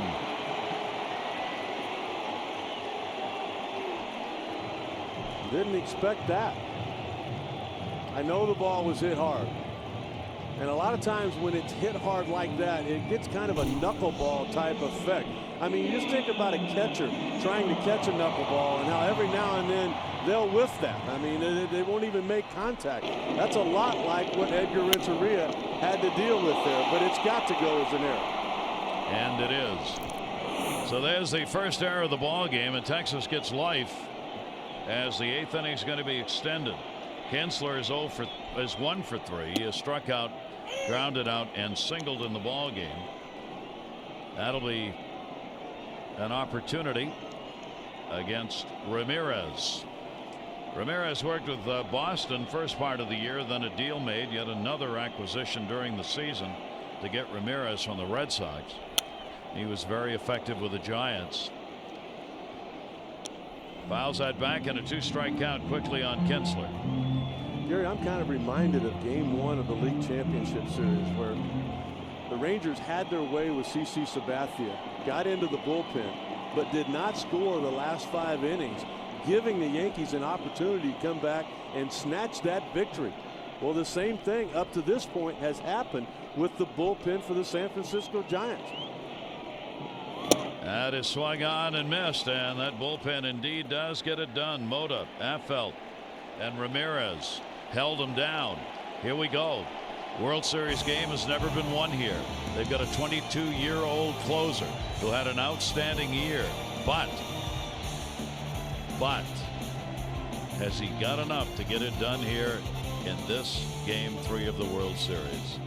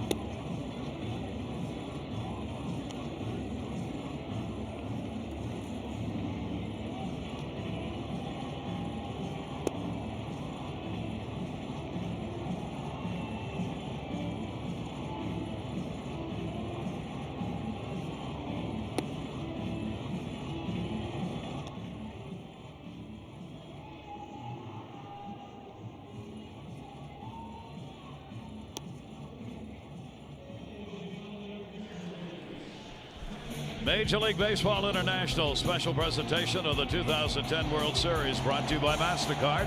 There are some things money can't buy. For baseball fans everywhere, there's MasterCard. By Pepsi, the official soft drink of Major League Baseball. By Majestic Athletic. If it happens in baseball, it happens in Majestic. And by New Era, the official on-field cap of Major League Baseball. Fly your own flag. So buckle up. Here we go. Texas, after their first World Series win ever, it would make it a 2-1 World Series. And here's the 22-year-old. It's been quite a year for him. He was an all-star. He's probably going to be the first Ranger Rookie of the Year since Mike Hargrove in 1974. But he has never experienced any kind of pressure like this. This is his World Series debut. And he starts it with a strike. Pat Burrell has had a long night at the plate. He has struck out 3 times, swinging on all of them. Burrell will be followed by Ross and Uribe. Pat Burrell fouls that one back, and it's a 2-strike count.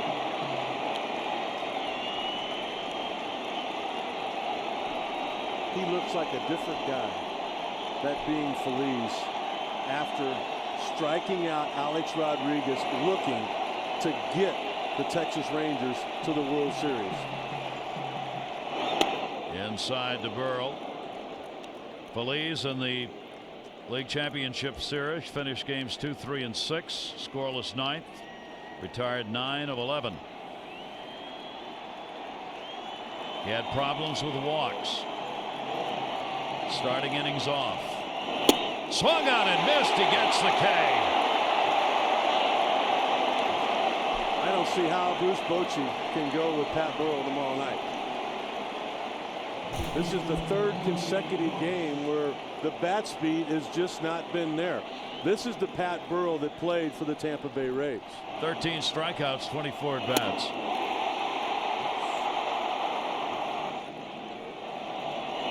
Two more outs for Texas.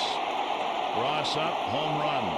The job here for these giant hitters: get on base, get that potential tying run to the plate. Feliz throws him a strike. He's starting to work from the neck up right now, realizing that with the Giants down by 2 runs, they have been told to come up and take a strike. He has pounded that strike zone with the first pitch to the first 2 hitters. Average more than a strikeout an inning during the year. Throwing all strikes here. Looks like he's playing catch at 97 miles an hour.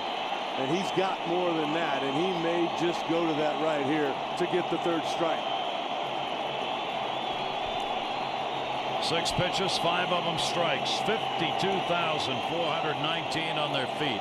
52,419. Nolan Ryan, president of the team, ready to celebrate this, but not until out number 27 is done. Texas up 4-2.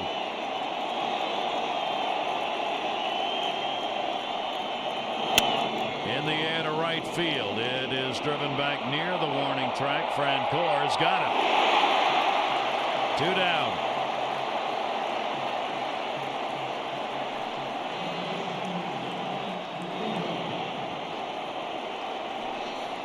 Ron Washington telling us that he had a conversation with his closer about halfway through the season, telling him, don't be afraid. Your stuff is too good. You're a smart kid. You have got the ability to pitch at this level. 1 more out. Uribe will take it up high for a ball. He becomes the 5th youngest pitcher ever with a postseason save if he can get it. 1 ball, 1 strike.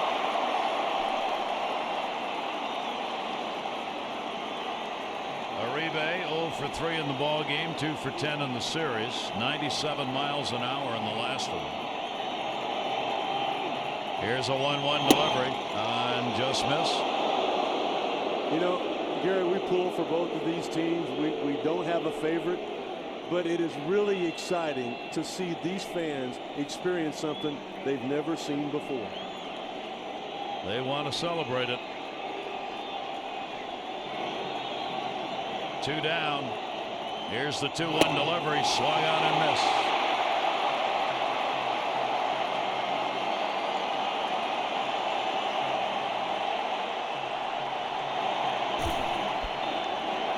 Nolan. Former president gets up to join the rest of the crowd. 2-ball, 2-strike delivery. Uribe fights it off back into the screen. You knew he'd battle. You knew Uribe is not going to give you a thing.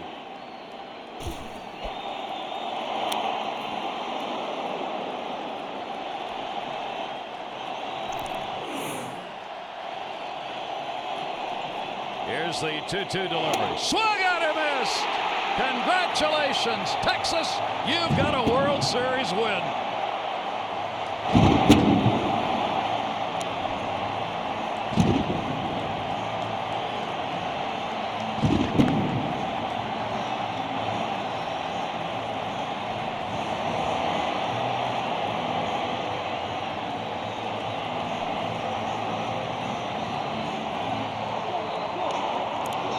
It's been an amazing year. All headed up by team president Nolan Ryan. They had never won a postseason series. They did that on the road against the Tampa Bay Rays. They had never won a home postseason game here at this ballpark. They did that in game 2 with Colby Lewis on the mound. Colby Lewis started the game that they won the American League Championship with. He has also gotten them right back on the track in this series.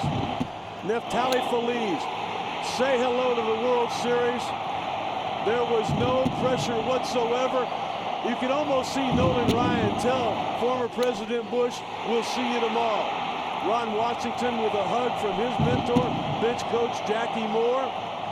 A lot of tension and relief let go with that last strike from Feliz. First postseason save for the 22-year-old Feliz. The win goes to Lewis, who continues to be their stopper for the 3rd time. Colby Lewis has come on to pitch a ball game that was vital, and he's won it. All 3 of them, 3-0 in the postseason. And for Sanchez with the Giants, he has now lost 0-2 in the postseason. Colby Lewis was the man who led the charge, though, in this game. 7 2/3 innings, 2 runs, 5 hits. Well, a lot of it was about first pitch strikes. It was about being able to retire the leadoff guy, which he did in 7 of his 8 innings. When he needed the ground ball double play, he was able to get that from Pablo Sandoval. Absolutely owned Pat Burrell all night tonight. Got Buster Posey there looking. Buster Posey with an outstanding night, not in that particular at-bat. And yeah, there was a little bit of the antlers with the deer and the speed, but there was a lot of the claw, particularly from that power of Josh Hamilton and Mitch Moreland. All the 6 runs in the game were home runs, 3 solos, and the big blast that really took the early heat off Texas, our Pepsi play of the game. Really another amazing story. Mitch Moreland in the minor leagues when this year began. He was the 3rd team quarterback, as you call it, as far as first base was concerned. Other people in front of him, but he battled. And I love what Ron Washington said. Not only did he go out there and play first base, but he contributed. And boy, did he do that in a big way tonight. Now the big question that will be asked as soon as Ron Washington makes his way into the press room is, who's starting tomorrow? There wasn't much question that if they had lost, Cliff Lee was going to be the starter. There was some question that if they won, whether they would come back with Lee in that ball game. Well, now he's going to have to make the decision on that, because he wants to let Lee know tonight if he's going to do it. I'm going to be wrong. There is no question in my mind Cliff Lee would start for me. That's why you brought him over here. And you know what? Back 15 years ago, everybody pitched every fourth day. They say bringing him back on short rest. That wasn't what short rest used to be. That was normal rest. To me, Cliff Lee starts tomorrow, but I just got a feeling Ron Washington's going to go with Tommy Hunter. That is a question yet to be answered. For tonight, though, it's time to celebrate, and our MasterCard priceless moment is number one. Well, he has been lighting up that radar gun all night long. He elevated the fastball there with 2 strikes on Uribe. You get a standing ovation from Nolan Ryan. Yeah, you've done something, and this kid has done it all year long. So Feliz is back where he needs to be for Texas, and that's secure in the closer's role with the faith of his manager after the performance he put on here tonight. 4-8-0 for the Rangers, 2-5-1 for the Giants. Colby Lewis is 3-0 postseason. Sanchez goes to 0-2. Feliz gets his first save and becomes the 5th youngest ever to have a postseason save. The Giants still lead it 2-1. Gary, you just can't say enough about Colby Lewis and what he did. After the gut-wrenching loss in Game 1, he comes back here and wins Game 2. After Sabathia beat him in Game 5, he came back here and closed out the series in 6. He gets him back on track here in the World Series with a win in Game 3. Now for the Game 4 on Halloween night, 8 o'clock Eastern Time, our broadcast time. It will be Madison Baumgartner, 1-0 for the Giants, and will it be Tommy Hunter, 0-1 for Texas? As we said, a decision that Ron Washington maybe has made prior to tonight's game, but I think really was going to wait for the result of this. So here in the first World Series game to be played in Arlington, Texas, the Rangers make a success out of it. Hamilton delivered a solo shot. Moreland had the big 3 RBI home run. They built a lead of 4-0. Colby Lewis was able to hang on to it until Ross got a homer in the 7th and Torres a homer in the 8th to put the Giants back into the ball game. But in the end, the pitching of Texas was just a little bit too much for the Giants to overcome. We'll be back with you tomorrow night. Hope you'll come right back and join us for Game 4. For Rick Sutcliffe and our crew, I'm Gary Thorne. Adieu.